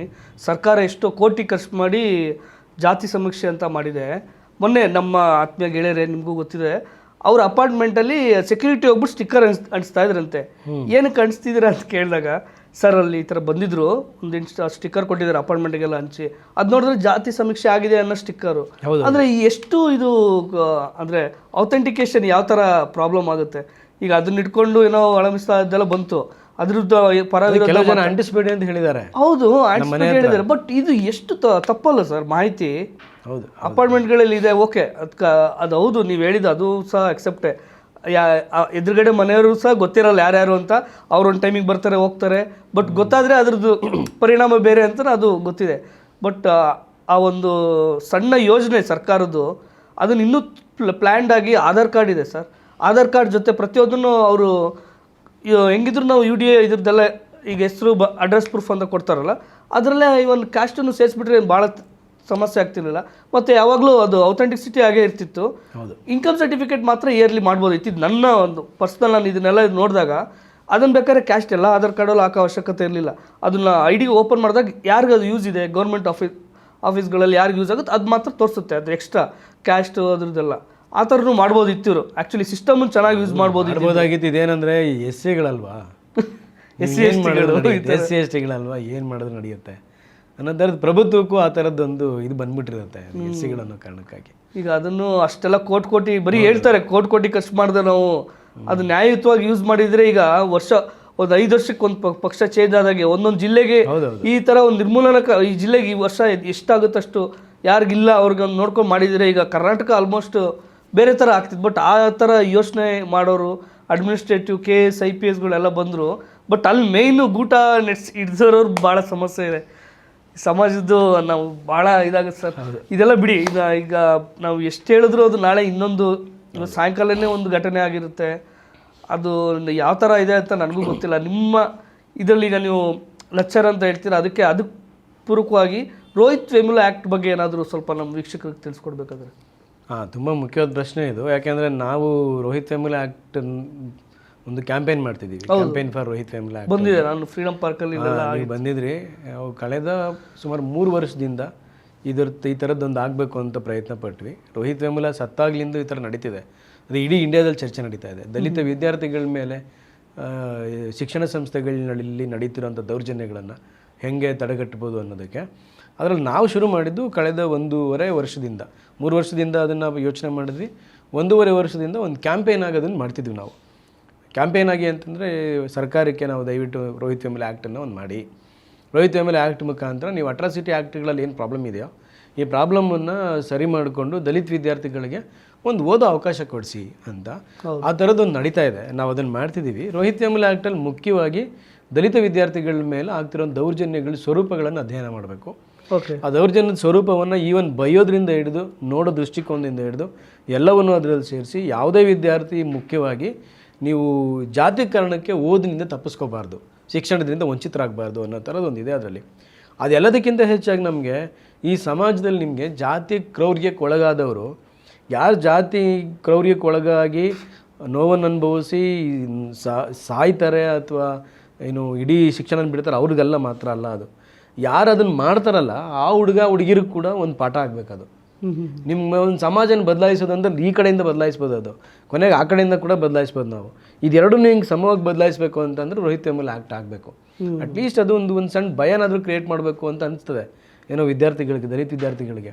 ಆದರೆ ಇದು ಭಯ ಕ್ರಿಯೇಟ್ ಮಾಡೋದಲ್ಲ. ಇದು ಏನಂತಂದರೆ ನೀವು ಒಂದು ಶಿಕ್ಷಣ ಸಂಸ್ಥೆ ಒಳಗಡೆ ಪಕ್ಕದಲ್ಲಿ ಕೂತಿರೋ ಹುಡುಗಿ ಜಾತಿಯನ್ನು ಕೇಳದೆ ಅವರು ಒಂದು ಸ್ವಲ್ಪ ದಿನ ಪಕ್ಕದಲ್ಲಿ ಕೂತಿರ್ತಾರೆ ಅಂತ ಅಂದ್ಕೊಳ್ಳಿ. ಇತ್ತೀಚಿನ ದಿನಗಳೇನಾಗ್ತಿದೆ ನೀವು ನೋಡಿ ಗಮನಿಸಿ, ನಿಮಗೆ ಗೂಗಲಲ್ಲಿ ಯಾರಾದರೂ ಒಬ್ಬ ಇವಾಗ ಮೊನ್ನೆ ಒಬ್ಬ ನಟನ್ನ ಅರೆಸ್ಟ್ ಮಾಡಿದ್ರು ಅಂತಂದರೆ ಆ ನಟನ ಜಾತಿಯನ್ನು ಹೆಚ್ಚು ಜನ ಯಂಗ್ಸ್ಟರ್ಸು ಸರ್ಚ್ ಮಾಡಿರ್ತಾರೆ. ಹೌದು. ನಿಮಗೆ ಯಾರೋ ಒಬ್ಬರು ಒಂದು ಸ್ವಲ್ಪ ಒಂದು ಚಿನ್ನದ ಪದಕ ತೊಗೊಂಬಂದಿದ್ದಾರೆ ಅವರೊಬ್ಬ ಹೆಣ್ಮಗಳು ಅಂತಂದರೆ ಆ ಹೆಣ್ಮಗಳ ಜಾತಿಯನ್ನು ಸರ್ಚ್ ಮಾಡಿರ್ತಾರೆ. ಇದೇ ಮಕ್ಕಳು ಇದೇ ಕಾಲೇಜ್ಗಳಲ್ಲಿ ಓದೋದು. ಅವ್ರೇನು ಮಾಡ್ತಿದ್ದಾರೆ ಇವತ್ತಿನ ದಿನಗಳಲ್ಲಿ ನಿಮಗೆ ಜಾತಿಯನ್ನು ನೀವು ಇನ್ನೂ ಸ್ಟ್ರೆಂಥನ್ ಮಾಡ್ತಿದ್ದಾರೆ. ಅವರು ನಿಮಗೆ ಇಷ್ಟಪಡುವ ಹೀರೋ ನನ್ನ ಜಾತಿನ ಅಂತ ಚೆಕ್ ಮಾಡ್ತಿದ್ದಾರೆ ಅವರು. ಹಂಗಾಗಿ ಏನು ಮಾಡ್ತಾರೆ ಅವರು, ನನ್ನ ಪಕ್ಕದಲ್ಲಿರೋನು ನನ್ನ ಜಾತಿನ, ನನ್ನ ಪಕ್ಕದಲ್ಲಿರೋಳು ಅಲ್ಲಿ ಕೂತ್ಕೊಂಡಿರೋಳು ನನ್ನ ಜಾತಿನ ಅನ್ನೋ ಥರದ್ದು ಯೋಚನೆ ಮಾಡ್ತಿದ್ದಾರೆ ಅವರು. ಅಂಥವ್ರಿಗೆ ಈ ಥರದ್ದು ಈ ರೋಹಿತ್ ವೇಮುಲ ಆ್ಯಕ್ಟ್ ಮುಖಾಂತರ ಒಂದು ರಿಯಲೈಸ್ ಆಗಬೇಕೇನಂತಂದರೆ ನಾವು ಪ್ಯೂರ್ಲಿ ಹ್ಯೂಮನ್ ಬೀಯಿಂಗಾಗಿ ಓದ್ತಾ ಇದ್ದೀವಿ ಮತ್ತು ನನಗೆ ಎಷ್ಟು ಅವಕಾಶ ಇದೆಯೋ ಈ ಭೂಮಿ ಮೇಲೆ ಪಕ್ಕದಲ್ಲಿರೋರಿಗೂ ಕೂಡ ಅವ್ನು ಯಾವುದೇ ಜಾತಿ ಆಗಿರಲಿ, ಅವಳು ಯಾವುದೇ ಜಾತಿ ಆಗಿರಲಿ, ಅವ್ರಿಗೂ ಒಂದು ಅವಕಾಶ ಇರಬೇಕು. ಎಲ್ಲದಕ್ಕಿಂತ ಮುಖ್ಯವಾಗಿ ಬದುಕೋ ಅವಕಾಶ. ಆಮೇಲೆ ನಮಗೆ ಹೈಯರ್ ಎಜುಕೇಷನ್ಗೆ ತುಂಬ ಜನ ತುಂಬ ಕೆಟ್ಟದಾಗಿ ವಾದ ಮಾಡ್ತಾರೆ ನೋಡಿ. ಹೈಯರ್ ಎಜುಕೇಷನಲ್ಲಿ ದಲಿತ ಮಕ್ಕಳಿಗೆ ಕಾಂಪೀಟ್ ಮಾಡೋಕ್ಕಾಗಲ್ಲ ಪಾಪ, ಹಾಗಾಗಿ ನೀವು ರಿಸರ್ವೇಷನ್ ಕೊಟ್ಟರೆ ಪ್ರಾಬ್ಲಮ್ ಆಗ್ಬಿಡುತ್ತೆ ಅವ್ರಿಗೆ, ನೀವು ಕಡಿಮೆ ತೆಗೆದುಬಿಟ್ಟಿರ್ತಾರೆ, ನೀವು ರಿಸರ್ವೇಷನ್ ಕೊಟ್ಬಿಟ್ಟು ಅವ್ರನ್ನ ನಮ್ಗೆ ಜಾಸ್ತಿ ಮೇಲೆ ತಂದುಬಿಟ್ಟಿರ್ತೀರಾ, ಅವ್ರಿಗೆ ಇವ್ರ ಜೊತೆ ಕಾಂಪೀಟ್ ಮಾಡೋಕ್ಕಾಗಲ್ಲ ಅಂತ ಹೇಳ್ತಾರೆ. ಎಲ್ಲಿಂದ ಬರುತ್ತೆ ಇದು ಈ ಥರದ ಆಲೋಚನೆ? ಒಂದು ಸಮಾಜ ಹೆಂಗಿರುತ್ತೆ? ನಾವು ಇದನ್ನೆಲ್ಲ ಸೇರಿಸಿ ಶಿಕ್ಷಣ ಸಂಸ್ಥೆಗಳಲ್ಲಿ ದಲಿತ ವಿದ್ಯಾರ್ಥಿಗಳಿಗೆ ತುಂಬ ಸರಿಯಾಗಿ ಅವ್ರ ಪಾಡಿಗೆ ಅವರು ಸಮರ್ಪಕವಾಗಿ ಓದ್ಕೊಳ್ಳೋ ಥರದ್ದು ಒಂದು ವಾತಾವರಣ ಕ್ರಿಯೇಟ್ ಮಾಡಿ, ಅದು ಸರ್ಕಾರದ ಜವಾಬ್ದಾರಿ. ಆ ಕಾರಣಕ್ಕಾಗಿ ನಾವು ಅದನ್ನು ಮಾಡ್ತಿದ್ದೀವಿ. ಸರ್ಕಾರ ಒಪ್ಕೊಂಡಿದೆ. ರಾಹುಲ್ ಗಾಂಧಿ ಅವರು ಕೂಡ ನಮ್ಮ ಸರ್ಕಾರದ ಮುಖ್ಯಮಂತ್ರಿಗಳಿಗೆ ಸಿದ್ದರಾಮಯ್ಯನವರಿಗೆ ಪತ್ರ ಬರೆದಿದ್ದಾರೆ. ಓಕೆ. ಆಮೇಲೆ ಅದಕ್ಕೆ ಪೂರಕವಾಗಿ ಇಲ್ಲಿ ಲಾ ಡಿಪಾರ್ಟ್ಮೆಂಟ್ ಕೆಲಸ ಮಾಡ್ತಾ ಇದೆ. ಹೌದೌದು, ಮಾನ್ಯ ಸಚಿವರಾಗಿರುವಂಥ ನಮ್ಮ ಪ್ರಿಯಾಂಕ್ ಖರ್ಗೆ ಅವರು ಈಗಾಗಲೇ ನಮ್ಮ ಜೊತೆನೇ 2-3 ಮೀಟಿಂಗ್ ಮಾಡಿದ್ದಾರೆ. ಅದು ಇನ್ನೇನು ಮೀಟಿಂಗ್ ಮಾಡಬೇಕು, ಕನ್ಸಲ್ಟೇಷನ್ ಮಾಡಬೇಕು, ತುಂಬ ದೊಡ್ಡ ದೊಡ್ಡ ಶಿಕ್ಷಣ ತಜ್ಞರನ್ನೆಲ್ಲ ಕರೆದು ನಾವು ಮಾತಾಡ್ಸಿದ್ದೀವಿ. ನಮ್ಮ ಜೊತೆ ಇದ್ದಾರೆ. ಇನ್ನೇನು ಈ ನೆಕ್ಸ್ಟ್ ಇದ್ರ ಅಧಿವೇಶನದಲ್ಲದೆ ಮುಂದಿನ ಅಧಿವೇಶನದಲ್ಲಿ ರೋಹಿತ್ ವೆಮುಲಾ ಕಾಯ್ದೆಯನ್ನು ಮಾಡಬೇಕು ಅಂತ ನಾವು ಹೇಳ್ತಿದ್ವಿ, ಮಾಡ್ತೀವಿ ಅಂತ ಕೂಡ ಅವ್ರು ಹೇಳಿದ್ದಾರೆ. ಇದಾಗುತ್ತೆ ಸರ್. ಅದೇ ಈ ಥರ ಎಜುಕೇಷನ್ ಸಿಸ್ಟಮ್ಗಳಲ್ಲೇ ಯಾರೋ ಒಬ್ಬರು ದಲಿತ ಅಡುಗೆ ಮಾಡೋರಿದ್ದಾರೆ ಅಂತ ಈಗೆಲ್ಲ ನ್ಯೂಸಲ್ಲೆಲ್ಲ ನೋಡಿದ್ರಿ. ಈ ಥರ ಎಲ್ಲ ಇದ್ದಾಗ ಎಜುಕೇಷನ್ ಸಿಸ್ಟಮೇ ಮೇಯ್ನ್ ಅಲ್ಲ ಸರ್, ಇದೆಲ್ಲದಕ್ಕೂ ಮೇಯ್ನ್ ಅದೇ. ಅವರು ಅದರಿಂದ ಇಡೀ ಮಕ್ಕಳುಗಳೆಲ್ಲ ನಾವು ಊಟ ಮಾಡಲ್ಲ ಅಂತ ಬಹಿಷ್ಕಾರ ಆಗ್ತಾರೆ. ಮೇಯ್ನ್ ಬೇರೆನೇ ಇದು ಮಾಡಬೇಕು. ಸರ್ಕಾರದ ಧೋರಣೆ ಯಾವ ಥರ ಇದೆ ಸರ್ ಈ ಥರದ ಮೇಲೆ? ಅವ್ರು ಹೇಳ್ತಾರಾಗ ಸ್ವಲ್ಪ. ಇಲ್ಲ, ಎಜುಕೇಷನ್ನಲ್ಲಿ ನೀವು ಹೇಳ್ದಂಗೆ ಇದು ಮೊದಲಿಂದ ತುಂಬ ದೊಡ್ಡ ಸಮಸ್ಯೆ ಇದೆ. ಈಗ ಒಂದು ಕಾಲೇಜಲ್ಲಿ ಒಬ್ಬ ಪ್ರಾಂಶುಪಾಲರು ಅಥವಾ ಒಂದು ಸ್ಕೂಲಲ್ಲಿ ಒಬ್ಬ ಹೆಡ್ ಮಾಸ್ಟ್ರು ಅವರ ಕಾಲೇಜ್ ಪ್ರಾಂಶುಪಾಲರ ಕೊಠಡಿ ಅಥವಾ ಹೆಡ್ ಮಾಸ್ಟರ್ ಚೇಂಬರಲ್ಲಿ ಅವ್ರಿಗೆ ಇಷ್ಟ ಆಗಿರೋ ಒಂದು ದೇವ್ರದ್ದು ಒಂದು ವಿಗ್ರಹನ ಫೋಟೋನ ಇಟ್ಕೊಂಡಿರ್ತಾರೆ ಅಂತ ಅಂದ್ಕೊಳ್ಳಿ. ನಿಮಗೆ ಆ ಇಡೀ ಸಂಸ್ಥೆ ಒಳಗಡೆ ಎಲ್ಲ ಧರ್ಮ ಜಾತಿಯ ಮಕ್ಕಳು ಓದ್ತಿರ್ತಾರಲ್ಲ, ನಿಮ್ಗೆ ಅಲ್ಲಿಂದ ಶುರುವಾಗುತ್ತೆ ಡಿಸ್ಕ್ರಿಮಿನೇಷನ್ನು. ಅವ್ರಿಗೆ ಅರ್ಥ ಆಗೋದೇನು, ಇದು ನನ್ನ ನಂಬಿಕೆ ಅಂತ ಪಾಪ ಅನ್ಕೋತಾರೆ ಅವರು, ಪ್ರಿನ್ಸಿಪಲ್ ಆಗಲಿ, ಇವರಾಗಲಿ, HM ಆಗಲಿ ಅಥವಾ ಟೀಚರ್ ಆಗಲಿ. ಆದರೆ ಅದು ನಾವು ಒಂದು ಓಪನ್ ಆಗಿರೋವಂಥ ಒಂದು ಪಬ್ಲಿಕ್ ಸ್ಪೇಸಲ್ಲಿ ಅಥವಾ ಒಂದು ಸರ್ಕಾರಿನೋ ಅಥವಾ ಇನ್ನೊಂದು ಯಾವುದೋ ಎಲ್ಲ ಜಾತಿ ಧರ್ಮದವರು ಓದ್ತಿರೋವಂಥ ಒಂದು ಸಂಸ್ಥೆ ಒಳಗಡೆ ನನ್ನ ನಂಬಿಕೆಯನ್ನು ನಾನು ಮನೇಲಿ ಇಟ್ಕೋಬೇಕು ಅಂತ ಗೊತ್ತಾಗಲ್ಲ ಅವ್ರಿಗೆ. ಇಲ್ಲಿಂದ ಶುರುವಾಗುತ್ತೆ. ನೀವು ನಮ್ಮ ಶಾಲಾ ಕಾಲೇಜುಗಳಿಗೆ ಬಂದರೆ ನೀವು SC ST ಸ್ಕಾಲರ್ಶಿಪ್ಗೆ ಮಕ್ಕಳನ್ನು ಪಟ್ಟಿ ಮಾಡೋದಕ್ಕೆ SC ST ಟೀಚರ್ಸ್ಗೆ ಹೇಳ್ತಾರೆ. ನಿಮಗೆ ಹೆಂಗೆ ಇದಾಗುತ್ತೆ ಇದು? ಅದ್ರ ಜೊತೆಗೆ ಏನಾಗುತ್ತೆ, ನಿಮಗೆ ಶಿಕ್ಷಣ ಸಂಸ್ಥೆಗಳಲ್ಲಿ ಇವತ್ತು ಎಸ್ಸಿಗಳು ಯಾರಿದ್ರು ನಿಂತ್ಕೊಳ್ಳಿ ಅಂತ ಹೋಗ್ಬಿಟ್ಟು ಕ್ಲಾಸಲ್ಲಿ ಕೇಳಿದ್ರೆ ಪಟ್ಟಿ ಹೊರಗಡೆ ನೋಟಿಸ್ ಬೋರ್ಡಲ್ಲಿ ಹಾಕ್ತಾರಂತೆ, ಅದಕ್ಕೆ ನೋಟಿಸ್ ಬೋರ್ಡಲ್ಲಿ ಹಾಕ್ತಾರೆ. ಆಮೇಲೆ ಅಟೆಂಡೆನ್ಸಲ್ಲಿ ರೆಡ್ ಇಂಕಲ್ಲಿ ಬರ್ಕೋತಾರೆ. ಯಾವುದನ್ನ SC ಮಕ್ಕಳ ಹೆಸರುಗಳನ್ನು ಅಟೆಂಡೆನ್ಸಲ್ಲಿ ರೆಡ್ ಇಂಕಲ್ಲಿ ಬರ್ಕೋತಾ ಇದ್ರು. ಈಗ ಅದನ್ನೆಲ್ಲ ಸ್ವಲ್ಪ ಇಲಾಖೆಗಳು ತುಂಬ ಸೀರಿಯಸ್ ಆಗಿ ನೋಡ್ತಿದ್ದಾವೆ. ಇದನ್ನೆಲ್ಲ ಮಾಡಬಾರ್ದು ಅಂತ ಹೇಳುತ್ತೆ. ಈಗ ಸ್ವಲ್ಪ ಪರವಾಗಿಲ್ಲ, ಕಡಿಮೆ ಆಗುತ್ತೆ ಅದು. ಆದರೆ ಶಿಕ್ಷಣ ಸಂಸ್ಥೆಗಳಲ್ಲಿ ಈ ಥರದ ಸಮಸ್ಯೆ ಇದೆ. ಯಾಕೆ ಅಂತಂದರೆ ನೀವು ಅಲ್ಲಿ ಸೈಂಟಿಫಿಕ್ ಟೆಂಪರ್ಮೆಂಟ್ ಬೆಳೆಸಬೇಕಾಗಿರೋಂಥ ಒಬ್ಬ ಉಪನ್ಯಾಸಕನೋ ಒಬ್ಬಳು ಉಪನ್ಯಾಸಕಿನೋ ನೀವು ಬೆಳಗ್ಗೆ ಎದ್ದು ಅಲ್ಲಿ ದೇವ್ರಿಗೆ ಕೈ ಮುಗಿದು ಇಲ್ಲೋಗಿ ನಿಂತ್ಕೊಂಡು ನೀವು ಸೈನ್ಸ್ ಬಗ್ಗೆ ಏನು ಮಾತಾಡ್ತೀವಿ ನಾವು? ಅಥವಾ ಇನ್ನೊಂದು ಯಾರಿಗೋ ಬಂದು ಒಬ್ಬರು ಆಚೆ ನಿಲ್ಲಿಸಿ ಬಂದ್ಬಿಟ್ಟು ನಾವು ಜಾತಿ ಆಚರಣೆ ಮಾಡಿ ಇಲ್ಲಿ ಕಾಲೇಜಿಗೆ ಬಂದಾಗ ನೀವು ಯಾವ ಜಾತಿ ಮಕ್ಕಳು ಇದ್ದಾರೆ ಅಂತ ಗೊತ್ತಿಲ್ಲದೆ ನಾವು ಹೆಂಗೆ ಪಾಠ ಮಾಡ್ತೀವಿ? ನಾವು ಗೊತ್ತಿದ್ದು ಹೆಂಗೆ ಪಾಠ ಮಾಡ್ತೀವಿ? ಇದು ಭಾಳ ಕಷ್ಟ ಇದೆ. ಆಮೇಲೆ ನಿಮಗೆ ಒಂದು ಸಮಾಜನೇ ತಾನೇ ಈ ಸ್ಕೂಲಿಗೆ ಬರೋದು. ಹೌದು, ಸಮಾಜದಲ್ಲಿ ಏನಿರುತ್ತೋ ಸ್ಕೂಲಲ್ಲಿ ಒಂದು ನಡೆಯುತ್ತೆ. ಅದು ಇದು. ಆಮೇಲೆ ನೀವು ಮಕ್ಕಳಲ್ಲಿ ಕೂಡ ಇದು ಇರಬಾರ್ದು ಅಂತ ಹೇಳೋದು ನಮಗೊಂದು ಆಶಯ ಅದು. ಆದರೆ ಮಕ್ಕಳಲ್ಲಿ ಅದಿದೆ ಜಾಸ್ತಿ ಆಗ್ತಿದೆ ಇವತ್ತು ಅಂತ ನಾನು ಹೇಳೋದು. ಯಾಕಂದರೆ ಮಠಗಳು ಜಾಸ್ತಿ ಆಗ್ತಿದೆ, ಜಾತಿ ಸಂಘಟನೆಗಳು ಜಾಸ್ತಿ ಆಗ್ತಿದೆ. ನೀವು ಸಿನಿಮಾ ಹೀರೋಗಳು ಜಾತಿಗಳನ್ನು ಬರ್ಕೋತಾ ಇದ್ದಾರೆ ಮಕ್ಕಳು. ನೀವು ಗಾಡಿಗಳ ಹಿಂದೆಗಡೆ ಜಾತಿ ಹೆಸರು ಬರ್ಕೋತಾ ಇದ್ದಾರೆ. ನಾವು ಅಂದ್ಕೊಂಡಿದ್ವಿ ನಾವೆಲ್ಲ ಚಿಕ್ಕ ಹುಡುಗರು ಇದ್ದಾಗ ಇನ್ನೊಂದು 20 ವರ್ಷಕ್ಕೆ ಜಾತಿ ಇರೋದಿಲ್ಲಪ್ಪ, ಹೊಟ್ಟೋಗ್ಬಿಡುತ್ತೆ ಅಂತ ಅಂದ್ಕೊಂಡು. ಈಗಿನ ಸಿಸ್ಟಮ್ ಅವರು ಹಂಗೆ ಅನ್ಕೊಳ್ತಾರೆ. ಹೌದು, ಈಗಲೂ ಅನ್ಕೋತಾರೆ. ನಂಗೆ ಇಲ್ಲೇ ನೀವು ಪಕ್ಕದಲ್ಲೇ ಹೋಗಿ ಇಲ್ಲಿ ಪಕ್ಕದಲ್ಲಿ ಗಾಯತ್ರಿ ನಗರ ಅಂತಿದೆ, ನಾನೊಂದು ಮನೆ ಕೇಳಕ್ಕೆ ಹೋದೆ. ಅವ್ರು ಕೇಳಿದ್ರು ನೀವು ಯಾವ ಜಾತಿ, ನೇರವಾಗಿ ಕೇಳಿದ್ರು ಅವರು. ಹೌದು, ಮೊದಲೇ ನೀವು 10 ವರ್ಷದಿಂದ ನಿಮ್ಮ ದೇವ್ರು ಅವರು ಅಂತ ಕೇಳೋರು, ನೀವು ವೆಜ್ಜಾ ನಾನ್ ವೆಜ್ ಅಂತ ಕೇಳೋರು. ಈಗ ಕೇಳ್ತಾರೆ ನೀವು ಯಾವ ಜಾತಿ ಅಂತ ಕೇಳ್ತಾರೆ. ಅಂದರೆ ನಾವು ಮತ್ತೆ ವಾಪಸ್ ಹೋಗ್ತಿದ್ದೀವಿ ಅಂತ ಅನಿಸುತ್ತೆ. ನೀವು ಸಮಾಜದಲ್ಲಿ ಬದಲಾಗದ ಹೊರತು ಸ್ಕೂಲಲ್ಲಿ ಬದಲಾವಣೆ ಆಗಲ್ಲ. ನೀವು ಸಮಾಜದಲ್ಲಿ ಬದಲಾವಣೆ ಆಗೋದು ಹೊರತು ಒಂದು ಆಫೀಸಲ್ಲಿ ಬದಲಾವಣೆ ಆಗಲ್ಲ. ಸಮಾಜ ಬದಲಾವಣೆ ಆಗದ ಹೊರತು ಬೇರೆ ಯಾವುದೋ ಒಂದು ಸಂಸ್ಥೆ ಒಳಗಡೆ ಬದಲಾವಣೆ ಆಗೋಕ್ಕೆ ಸಾಧ್ಯ ಇಲ್ಲ. ಇದು ಭಾಳ ಕಷ್ಟ ಇದೆ, ಇದನ್ನು ರಿಪೇರಿ ಮಾಡೋದು ಕಷ್ಟ ಇದೆ. ಬಟ್ ಸರ್ಕಾರ ಇತ್ತೀಚಿನ ದಿನಗಳಲ್ಲಿ ತುಂಬ ಒಳ್ಳೆಯ ಇವಾಗ ಸ್ಟೇಟ್ ಎಜುಕೇಷನ್ ಪಾಲಿಸಿ ಬರ್ತಿದೆ. ನಾ ಹೇಳೋದು ಅದರೊಳಗಡೆ ಕೂಡ ಇಂಥದ್ದನ್ನು ಸೇರಿಸಬೇಕು. ಭಾಳ ಕಷ್ಟ ಇದೆ ಅಂಥದ್ದನ್ನು ಮೇಂಟೈನ್ ಮಾಡೋದು. ಅಲ್ಲ ಸರ್, ಹೌದು. ಎಜುಕೇಷನ್ ಸಿಸ್ಟಮಲ್ಲಿ ನೀವು ಲೆಕ್ಚರ್ ಆದ ಕಾರಣ ಪ್ರಮೋಷನ್ಗಳಿಗೂ ಹಿಂದೆಟ್ ಬರೋದು, ಈ ಥರದ್ದೆಲ್ಲ ನಾನು ಕೇಳಿ ತುಂಬ ಪ್ರಾಬ್ಲಮ್ ಇದೆ. ಪ್ರಮೋಷನ್ಸ್ ಇವಾಗ ನಮ್ಮ ಅವರೇ ನಾಳೆ ಬಂದ್ಬಿಟ್ಟು ಜಾತಿನ ತೆಗಿಬೇಕು, ನಾವು ಅದಕ್ಕೇನೋ ಮಾಡ್ತೀವಿ ಅನ್ನೋದು ಸುಳ್ಳು ಅಂತ ಅನ್ಸುತ್ತೆ ಈ ಥರ ನೋಡಿದ್ರೆ. ಅಲ್ಲಿ ಅಡ್ಮಿನಿಸ್ಟ್ರೇಟಿವ್ ಆಗೂ ಭಾಳ ಸಮಸ್ಯೆಗಳಿದೆ. ಸ್ಕೂಲ್ಗಳಲ್ಲಿ ಒಂದು ಸಮಸ್ಯೆ ಏನು ಮಾಡ್ಕೊಡ್ತಾರೆ ಟೀಚರ್ಸ್ ಪಾಠ ಮಾಡುವಾಗ, ನೋಡಿ ಜಾತಿ ಬೇಡ ಅಂತ ಹೇಳ್ತೀವಿ, ಆದರೆ ಜಾತಿ ಕಾಲಮ್ ಎಲ್ಲ ಕಡೆ ಇರುತ್ತೆ ಅಂತ ಹೇಳ್ತಾರೆ ಅವರು. ನಿಮ್ಗೆ ಅಲ್ಲಿಂದ ಮಕ್ಕಳ ತಲೆ ಒಳಗಡೆ ಏನಾಗುತ್ತೆ ಅವ್ರಿಗೆ ಗೊತ್ತಿರಲ್ಲ. ಈಗ ನನಗೆ ಯಾರೋ ಒಬ್ಬರು ತುಮಕೂರಲ್ಲಿ, ನಾನು ಈ ದಿನ ಅವ್ರದ್ದು ಈ ಮ್ಯಾಗ್ಝಿನ್ ರಿಲೀಸ್ ಮಾಡೋಕ್ಕೆ ಹೋಗಿದ್ದೆ ಇಲ್ಲಿ ತುಮಕೂರಿಗೆ. ಓಕೆ, ಅದು ಅಂಬೇಡ್ಕರ್ ವಿಶೇಷಾಂಕ ರಿಲೀಸ್ ಮಾಡೋಕ್ಕೆ ಹೋಗಿದ್ದೆ. ಆವಾಗ ಒಂದು ಹುಡುಗಿ ಕೇಳಿದ್ಲು, ನಮ್ಮ ಆಂಟಿಗೆ ಏನು ರಿಸರ್ವೇಷನ್ ಒಬ್ಬರು ಇದ್ದರು ಅವ್ರ ಪಕ್ಕದಲ್ಲಿ, ನಮ್ಮ ಆಂಟಿಗೆ ಸೀಟ್ ಮಿಸ್ ಆಗೋಯ್ತು, ಅವ್ರಿಗೆ ಸಿಕ್ಬಿಡ್ತು ಅಂತ ಹೇಳಿದ್ಲು. ನಾನು ಹೇಳಿದೆ, ನಿಮ್ಮ ಆಂಟಿ 2A ಅಥವಾ 3A ಇರುತ್ತಾರಮ್ಮ, ನಿಮಗೆ 2A ಅಥವಾ 3Aನಲ್ಲಿ ಸೀಟನ್ನು ಖಾಲಿ ಆದರೆ ಅವ್ರ ಜೊತೆಲಿರೋ ಇನ್ನೊಬ್ರು ಹೋಗಬೇಕು ಹೊರತು ಎಸ್ಸಿಗೆ ಅದನ್ನು ಕೊಡಲ್ಲ. ರಿಸರ್ವೇಶನ್ ಅನ್ನೋದು ಹಂಗೆ ಮಿಸ್ಕನ್ಸೆಪ್ಷನ್. ಹೌದು, ಇದನ್ನ ತುಂಬಾ ಜನ ಮಕ್ಕಳು ತಲೆ ಒಳಗಡೆ ಏನಿದೆ, ನಿಮಗೆ ರಿಸರ್ವೇಶನ್ ಅನ್ನು ಎಸ್ಸಿಗಳು ಬಳಕೋತಾ ಇದ್ದಾರೆ. ಯಾವ್ದು ಮೇಲ್ಜಾತಿಯವ್ರದ್ದು ಅಂತ. ನಮಗೆ ಕೆಲಸ ಮೇಲ್ಜಾತಿ ಒಳಗಡೆ ಒಂದು ರಿಸರ್ವೇಶನ್ ಇದೆಯಲ್ಲ, ಅವ್ರಿಗೆ ಜಾಸ್ತಿ ಕೆಲಸ ಇವಾಗ ಯಾವುದೋ ಒಂದು 2A ಕಮ್ಯುನಿಟಿಯಲ್ಲಿ ಇರೋ ಯಾವುದೋ ಒಂದು ಜಾತಿಗೆ ಒಂದು ಸೀಟ್ ಮಿಸ್ ಆದರೆ ಅದೇ ಜಾತಿಯವ್ರಿಗೆ ಕೊಡ್ಬೇಕು ಅದನ್ನ, ಅಲ್ವಾ? ಅದನ್ನ ಎಸ್ಸಿಗಳಿಗೆ ಹೆಂಗೆ ಕೊಟ್ಬಿಡ್ತಾರೆ? ಹಂಗೆ ನೋಡಿದ್ರೆ ನಿಮಗೆ ಈಗ ಯಾವುದೋ ಒಂದು ಇಲಾಖೆಗಳಲ್ಲಿ ಅಥವಾ ಕಾಲೇಜ್ಗಳಲ್ಲಿ ಸೀಟ್ ಕೊಡುವಾಗ ನಿಮಗೆಲ್ಲ ಇದಿದ್ರೂ ಕೂಡ, ಕೇಪಬಿಲಿಟಿ ಇದ್ದರೂ ಕೂಡ ಎಸ್ಸಿ ಪಟ್ಟಿಗೆ ಹಾಕ್ತಾರೆ ಎಸ್ಸಿ ಮಕ್ಕಳನ್ನು, ಅಥವಾ ಎಸ್ಸಿ ಲೆಕ್ಚರರ್ಸ್ನ, ಎಸ್ಸಿ ಇಂಜಿನಿಯರ್ಸ್ನ. ಅವ್ರಿಗೆ ಜನರಲ್ ಕೊಡೋದೇ ಇಲ್ಲ ತುಂಬ ಸಲ. ಹಂಗೆ ನೋಡಿದ್ರೆ ಜನರಲ್ಗೆ ಮತ್ತು ಇದು ಕಾಂಪೀಟ್ ಮಾಡೋಕ್ಕೆ ಎಸ್ಸಿಗಳಿಗೆ ಆಗಲ್ವಾ ಅನ್ನೋ ಥರದ ಪ್ರಶ್ನೆ ಬರುತ್ತೆ. ಇದು ಮೊದಲು ಹೋಗಬೇಕು. ಅದನ್ನು ಕಲಿಸೋದು ಮತ್ತೆ ಇಲ್ಲೇ ಕಲಿಸ್ತೀವಿ ನಾವು. ಆಮೇಲೆ ಜಾತಿ ಕಾಲಮ್ ತೆಗೆದುಬಿಟ್ರೆ ಜಾತಿ ಹೋಗುತ್ತೆ ಅನ್ನೋದಿದೆಯಲ್ಲ, ಇದನ್ನು ಮೊದಲು ಹೋಗಲಾಡಿಸ್ಬೇಕು. ಕಾಲಮ್ ಇರೋದು ಯಾಕೆ ಅಂತಂದರೆ, ನೀವು ಸಾಮಾಜಿಕವಾಗಿ ಅವರನ್ನು ಸ್ಟ್ರೆಂಥನ್ ಮಾಡೋದಕ್ಕೋಸ್ಕರ ಮಾಡಬೇಕದು. ಅದು ಸಂವಿಧಾನಿಕವಾಗಿರುವಂಥ ಹಕ್ಕದು. ನೀವು ಅದನ್ನು ತೆಗೆದುಬಿಟ್ರೆ ಜಾತಿ ಹೋಗಂಗಿದ್ದರೆ ನಾಳೆ ದಿನ ಎಲ್ಲರೂ ಮಾಡಿಬಿಡ್ಬೋದಲ್ಲ. ಹಾಗಿದ್ರೆ ನೀವು ಜಾತಿ ಕಾಲಮ್ ತೆಗೆದುಬಿಟ್ಟು ನಿಮ್ಮ ಮನೆಗಳೊಳಗಡೆ ಸೇರಿಸ್ಕೊಂಡು ಈ ಮನೆಯಿಂದ ಆ ಮನೆಗೆ, ಆ ಮನೆಯಿಂದ ಈ ಮನೆಗೆ ಹೆಣ್ಣು ಗಂಡು ತಂದು ಕೊಟ್ಟು ಮಾಡ್ತಾರೆ ಇವರು. ಕಾಲಮ್ ಮುಖ್ಯ ಅಲ್ವಲ್ಲ ಇದು ಕೂಡ ತುಂಬ ಪ್ರಾಬ್ಲಮ್ ಇದೆ. ಆಮೇಲೆ ರಿಸರ್ವೇಷನ್ ಬಗ್ಗೆ ಮಕ್ಕಳಲ್ಲಿ ತುಂಬ ಪ್ರಾಬ್ಲಮ್, ಇದು ಆಲೋಚನೆಗಳಲ್ಲಿ ತುಂಬ ಪ್ರಾಬ್ಲಮ್ಸ್ ಇದೆ. ಇದನ್ನು ಕೂಡ ನಮ್ಮಂಥವ್ರು ಏನೋ ಸ್ವಲ್ಪ ಸಣ್ಣ ಪುಟ್ಟದಾಗಿ ಅವಕಾಶ ಸಿಗಾಗ ಮಾತಾಡ್ತೀವಿ, ಈ ಬೇರೆಯವ್ರು ಮಾತಾಡೋದಿಲ್ಲ. ಅದನ್ನು ಹಿಂಗೆ ಮಾಡಿದ್ರೆ ಒಂದು ಸ್ವಲ್ಪ ಗೊತ್ತಾಗುತ್ತೆ. ಈಗ ನಾವು ಸಂವಿಧಾನದ ಪೀಠಿಕೆ ಓದಿಸ್ತೀವಿ ಪ್ರತಿ ಶಾಲೆಗಳಲ್ಲಿ, ಕಾಲೇಜ್ಗಳಲ್ಲಿ. ಅಲ್ಲಿಂದ ಒಂದು ಸ್ವಲ್ಪ ಶುರುವಾಗುತ್ತೆ. ಮೊದಲೆಲ್ಲ ಅಂಬೇಡ್ಕರ್ ಅಂದರೆ ರಿಸರ್ವೇಷನ್ನು, ಅಂಬೇಡ್ಕರ್ ಅಂದರೆ SC ಅಂತ, SC ST ಇದಾಗ್ಬಿಟ್ಟಿದೆ. ಹೌದು ಹೌದು. ಓಕೆ ಸರ್, ಅದೇ ಇಷ್ಟು ನಿಮ್ಮ ಒಂದು ಸಾಮಾಜಿಕ ಹೋರಾಟದ್ದಾಗಿರ್ಬೋದು, ನೀವು ಅನುಭವಗಳಾಗಿರ್ಬೋದು, ಮತ್ತೀಗ ಪ್ರಸ್ತುತ ನೀವು ಕೆಲಸ ಮಾಡ್ತಿರೋ ಸುತ್ತ ಆಗ್ತಿರೋ ಒಂದು ವಿಷಮ ಸ್ಥಿತಿಗಳು, ಅಲ್ಲಾಗ್ತಿರೋ ಒಂದು ಇದರೆಲ್ಲದ್ರ ಜೊತೆ ನೀವು ಬರೆದಿರೋದು, ನೀವು ಕವಿ ಅಂತ ಹೇಳಿದೆ ನಾನು, ಮತ್ತು ಲೇಖಕರು ಕೂಡ ಹಲವಾರು ಕಾಲಮ್ಗಳು ಕೂಡ ನೋಡಿದ್ದೀನಿ. ನಮ್ಮ ಈ ದಿನದಲ್ಲೂ ಕೂಡ ಅಂಕಣಗಳು ಇದೆ. ಹೀಗೆ ಪ್ರಸ್ತುತ ಕುವೆಂಪು ಯೂನಿವರ್ಸಿಟಿಲಿ ನಿಮ್ಮ ಒಂದು ಸಿಲೆಬಸ್ ಆಗಿದೆ ಅಂತ ಕೇಳ್ಪಟ್ಟಿದ್ದೀನಿ, ಇಂಗ್ಲೀಷ್ ಕವಿತೆ. ಸರ್, ಅದನ್ನು ನಮ್ಮ ವೀಕ್ಷಕರಿಗೆ ಹಂಚ್ಕೊಳ್ಳೋಕ್ಕೆ ಇವತ್ತು ಏನಾದರೂ?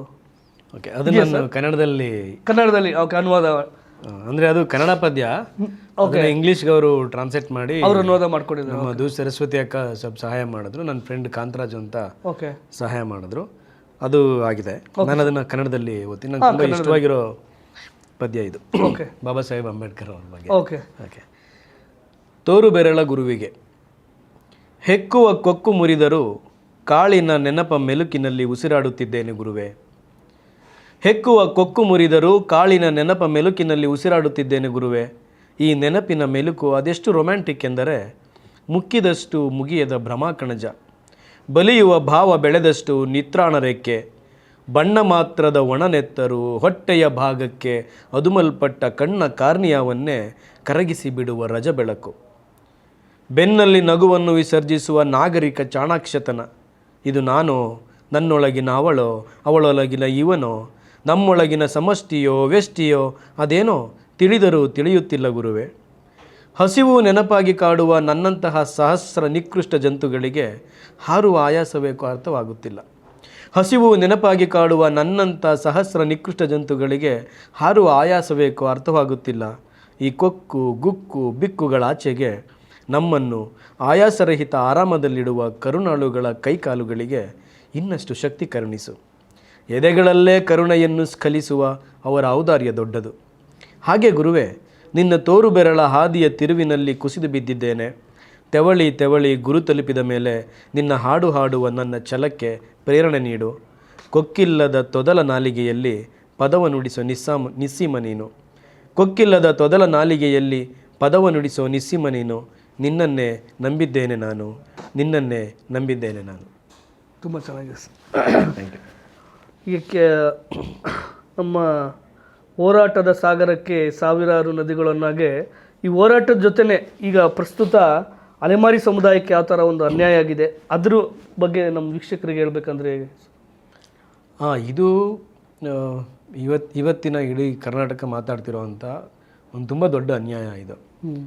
ನಾನು ಎಷ್ಟು 25 ವರ್ಷದ ಹಿಂದೆ ಈ ಹೋರಾಟದ ಪರಿಚಯ ಆದವನು ನನಗೆ. ನಾನು ಮಾದಿಗ ಮೀಸಲಾತಿ ಹೋರಾಟ ಸಮಿತಿಯವರು 2000 ಇಸ್ವಿನಲ್ಲಿ ಜಕ್ರಾಯನ್ ಕೆರೆ ಒಳಗಡೆ ಒಂದು ತುಂಬ ದೊಡ್ಡ ಸಮಾವೇಶ ಮಾಡಿದ್ರು. ಆಗ ಪಾರ್ಥಸಾರಥಿ ಅಂತ ತುಮಕೂರಲ್ಲಿದ್ದರು, ತುಂಬ ದೊಡ್ಡ ಹೋರಾಟಗಾರರು. ಅವರು ತೀರೋಗ್ಬಿಟ್ರು ರೀಸೆಂಟಾಗಿ. ಅವರು ಅದರಲ್ಲಿ ಮುಂಚೂಣಿಯಾಗಿ ಓಡಾಡ್ತಿದ್ರು. ಆ ಕಾರಣಕ್ಕೆ ನಾನು ನನ್ನ ಸ್ನೇಹಿತ ಅಲ್ಲಿ ಹೋಗಿದ್ವಿ. ಅಲ್ಲಿಂದ ಇಲ್ಲಿವರೆಗೂ ನಾನು ಒಳ ಮೀಸಲಾತಿಯ ಎಲ್ಲ ಹೋರಾಟಗಳಲ್ಲೂ ಆಲ್ಮೋಸ್ಟ್ ಭಾಗಿಯಾಗಿದ್ದೀನಿ.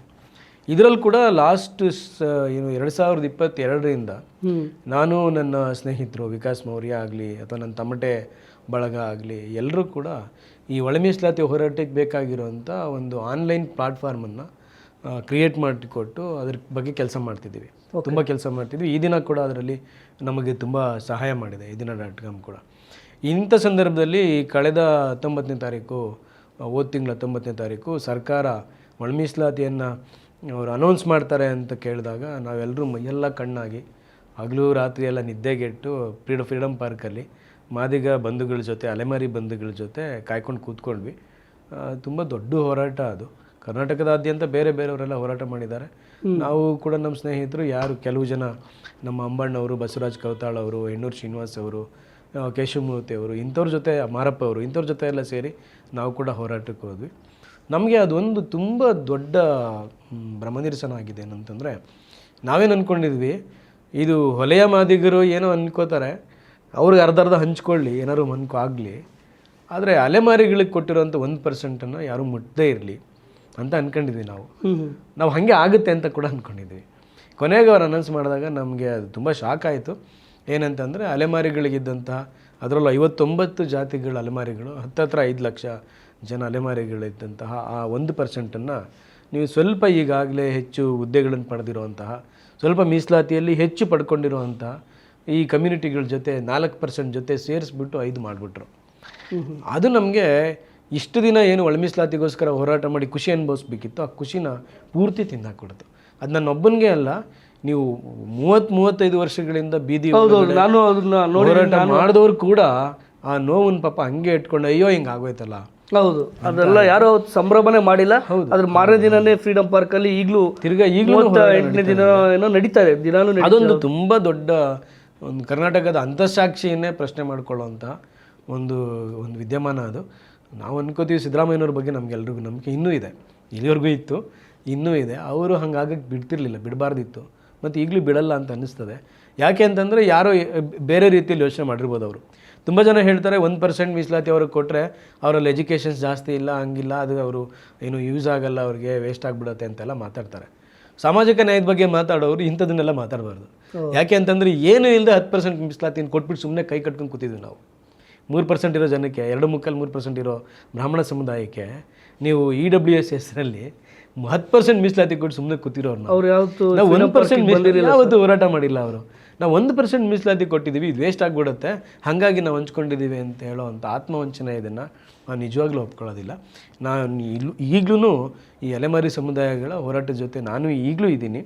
ಅದನ್ನು ಹೋರಾಟ ಅಂತ ಹೇಳೋದಿಲ್ಲ, ಇದು ಸ್ಟೇಟ್ ವಿರುದ್ಧದ ಹೋರಾಟ ಅಲ್ಲ. ನಾನೊಬ್ಬ ಎಂಪ್ಲಾಯ್ ಆಗಿ ನಾನು ಏನು ಕೇಳ್ಬೋದು, ನಿಮ್ಗೆ ಎಂಪ್ಲಾಯ್ ಆಗಲಿ, ನಾನು ಏನೇ ಆಗಲಿ, ಸರ್ಕಾರ ಸಂಬಳ ಕೊಡ್ತಿದ್ರು ಕೂಡ ಅನ್ಯಾಯ ಎಲ್ಲಿ ನಡೀತಿದೆಯೋ ಅದನ್ನು ಮಾತಾಡದೇ ಇದ್ದರೂ ಮನುಷ್ಯ ಆಗಲ್ಲ ನಾನು. ಆಮೇಲೆ ಅದು ಮಿಕ್ಕಿದೆಲ್ಲ. ಹಾಗಾಗಿ ನಾನು ಅಲೆಮಾರಿಗಳ ಪರವಾಗಿದ್ದೀನಿ. ಈಗ ಅದು ಅಕ್ಟೋಬರ್ 2ನೇ ತಾರೀಕು 2025 ದೆಹಲಿಯಲ್ಲಿ ರಾಹುಲ್ ಗಾಂಧಿ ಅವರನ್ನು ಭೇಟಿ ಮಾಡಬೇಕು ಅಂತೇಳಿ ದೆಹಲಿ ಚಲೋ ಅಂತ ಸಾವಿರಾರು ಜನ ಅಲೆಮಾರಿಗಳು ಹೋಗ್ತಿದ್ದಾರೆ. ಇದಾಗಲೇ ತೀರಬೇಕಿದು. ಇದು ನಿಜವಾಗ್ಲೂ ಆಗಿಲ್ಲ ಅಂತಂದರೆ ಕರ್ನಾಟಕದ ಒಂದು ದೊಡ್ಡ ಪರಂಪರೆ ಇದೆ, ದೊಡ್ಡ ಸಾಮಾಜಿಕ ನ್ಯಾಯದ ಪರಂಪರೆ ಇದೆ. ಆ ಪರಂಪರೆಗೆ ಇದು ಅನ್ಯಾಯ ಮಾಡ್ದಂಗೆ ಆಗುತ್ತೆ. ಮತ್ತು ತುಂಬ ದೊಡ್ಡ ದೊಡ್ಡ ಹೋರಾಟಗಳು ನಡೆದಿದೆ ಇಲ್ಲಿ. ದೊಡ್ಡ ದಲಿತ ಹೋರಾಟ ನಡೆದಿರೋದು ಇಲ್ಲೇ. ಇಡೀ ಇಂಡಿಯಾಗೆ ಆಗಿ ಮಿಗುವಷ್ಟು ಅನುಭವಗಳನ್ನ ನಾವು ಪಡ್ಕೊಂಡಿದ್ದೀವಿ. ನಾವು ಇವತ್ತು ಅಲೆಮಾರಿಗಳ ಪರ್ವ ನಿಂತಿಲ್ಲ ಅಂತಂದರೆ ಮುಂದೆ ಇತಿಹಾಸ ನಮ್ಮನ್ನು ಕ್ಷಮಿಸೋದಿಲ್ಲ. ಈಗ ಅದು ಆಗ್ತಾ ಇದೆ. ಈಗಲೂ ಕೂಡ ಫ್ರೀಡಮ್ ಪಾರ್ಕಲ್ಲಿ ಅಲೆಮಾರಿ ಸಮುದಾಯಗಳು ಒಂದು ಟೆಂಟ್ ಹಾಕ್ಕೊಂಡು ಪ್ರತಿಭಟನೆ ಮಾಡ್ತಾ ಇದ್ದಾವೆ. ಇದೇ ಸೆಪ್ಟೆಂಬರ್ 29ನೇ ತಾರೀಕು ಅಲ್ಲಿ ಎಷ್ಟು ಜನ ಫ್ರೀಡಮ್ ಪಾರ್ಕಲ್ಲಿ ಸೇರ್ಕೊಳ್ಳೋದು, ಅದ್ರ ಜೊತೆಗೆ 3 ದಿನ ಅಲ್ಲಿ ಹೆಚ್ಚು ಜನ ಬರೋ ಥರ ನೋಡ್ಕೊಳ್ಳೋದು. ಅಕ್ಟೋಬರ್ 2ನೇ ತಾರೀಕು ದೆಹಲಿಯಲ್ಲಿ ನಡೆಯುವಂತಹ ಗಾಂಧಿ ಜಯಂತಿ ಕಾರ್ಯಕ್ರಮದಲ್ಲಿ ನೇರವಾಗಿ ರಾಹುಲ್ ಗಾಂಧಿ ಅವರನ್ನು ಭೇಟಿ ಮಾಡಿ ಅವರಿಗೆ ಈ ವಿಷಯವನ್ನು ಅರ್ಥ ಮಾಡಿಸಿ, ಅವರ ಮುಖಾಂತರ ಕರ್ನಾಟಕ ಸರ್ಕಾರಕ್ಕೆ ಇದನ್ನು ಅರ್ಥ ಮಾಡಿಸಿ, ಕರ್ನಾಟಕ ಸರ್ಕಾರ ಈ ಆಗಿರೋವಂಥ ಅನ್ಯಾಯವನ್ನು, ಮೋಸವನ್ನು ಸರಿ ಮಾಡಿಸ್ಬೇಕು ಅನ್ನೋ ಥರದ್ದು ಒಂದು ದೊಡ್ಡ ಪ್ರಯತ್ನ ನಡೀತಾ ಇದೆ. ಇದಾಗಲೇಬೇಕು. ನಾನಂತೂ ಇಲ್ಲಿವರೆಗೂ ನನ್ನ ಥರದ ಯುವಜನರು, ನಿಮ್ಮ ಥರದ ಯುವಜನರು ಯಾರು ಕೂಡ ಇದು ಮಾಡಿರೋದು ಸರಿ ಅಂತ ಹೇಳಿರೋದನ್ನು ಕೇಳೇ ಇಲ್ಲ ನಾನು. ಇದು ಅನ್ಯಾಯ ಆಗಿದೆ, ನಿಜವಾಗ್ಲೂ ಅನ್ಯಾಯ ಆಗಿದೆ ಅಂತಲೇ ಎಲ್ಲರೂ ಹೇಳ್ತಿದ್ದಾರೆ. ಹೊಲೆಯ ಮಾದಿಗ ಸಮುದಾಯದವರು ಕೂಡ ಇವತ್ತು ಅಲೆಮಾರಿಗಳ ಪರವಾಗಿ ನಿಂತಿದ್ದಾರೆ. ಇದಾಗಲೇಬೇಕು. ಕರ್ನಾಟಕ ಅದೊಂದು ವಿಶ್ವಾಸಾರ್ಹತೆಯನ್ನು ಕರ್ನಾಟಕ ಸರ್ಕಾರ ಉಳಿಸ್ಕೋಬೇಕು ಅಂತ ನನಗೆ ಹೇಳೋಕ್ಕೆ, ಆ ಹೋರಾಟಕ್ಕೆ ಜಯ ಸಿಗಲಿ ಅಂತ ಈ ದಿನ ಪರವಾಗಿ ಹಾಗೂ ಜಗಮ ಕಲೆಕ್ಟಿವ್ ಪರವಾಗಿ ನಾನು ಕೇಳ್ಕೊಳ್ತೀನಿ. ಹಾಗೂ ವೀಕ್ಷಕರೇ, ಇಷ್ಟೊತ್ತು ನಮ್ಮ ಜೊತೆ ಪ್ರೀತಿಯ ಆಹ್ವಾನಕ್ಕೆ ಬಂದು ಡಾಕ್ಟರ್ ಹುಲಿಕುಂಟೆ ಮೂರ್ತಿ ಸರ್ ತಮ್ಮ ಜೀವನಾನುಭವ ಮತ್ತು ಹೋರಾಟದ ಒಂದು ಹಾದಿ ಇಲ್ಲಿವರೆಗೆ ನಡ್ಕೊಬಂದಿರೋದು ಮತ್ತು ಈಗ ಪ್ರಸ್ತುತ ಕರ್ನಾಟಕದ ಅಲೆಮಾರಿ ಮತ್ತು ಅಲೆಮಾರಿ ಸಮುದಾಯಕ್ಕೆ ಆಗಿರೋ ಅನ್ಯಾಯಕ್ಕೆ ಅವರು ಧ್ವನಿಗೂಡಿದ್ದಾರೆ. ಎಲ್ಲ ಸಂಘಟನೆಗಳಾಗಿರ್ಬೋದು ಬಂದು ಆದಷ್ಟು ಅವ್ರಿಗೆ ಸಾಮಾಜಿಕ ನ್ಯಾಯ ಪ್ರತಿಯೊಬ್ಬರಿಗೂ ಸಿಗಬೇಕು, ಅಲೆಮಾರಿ ಸಮುದಾಯಕ್ಕೆ ಸಿಗಲಿ ಅಂತ ನಾನು ಕೇಳ್ಕೊಳ್ತಾ ಈ ದಿನದ ಈ ವಿಶೇಷ ಸರಣಿಯನ್ನು ಇಲ್ಲಿಗೆ ಮುಗಿಸ್ತಿದ್ದೀನಿ. ಜೈ ಭೀಮ್. ಮತ್ತಷ್ಟು ವಿಶೇಷ ವಿಡಿಯೋಗಳನ್ನು ನೋಡಲು ಮತ್ತು ಹೊಸ ವಿಡಿಯೋಗಳ ಬಗ್ಗೆ ತಿಳಿಯಲು ಈ ದಿನ .com ಯೂಟ್ಯೂಬ್ ಚಾನೆಲ್ ಸಬ್ಸ್ಕ್ರೈಬ್ ಮಾಡಿ ಮತ್ತು ಬೆಲ್ ಐಕಾನ್ ಕ್ಲಿಕ್ ಮಾಡಿ.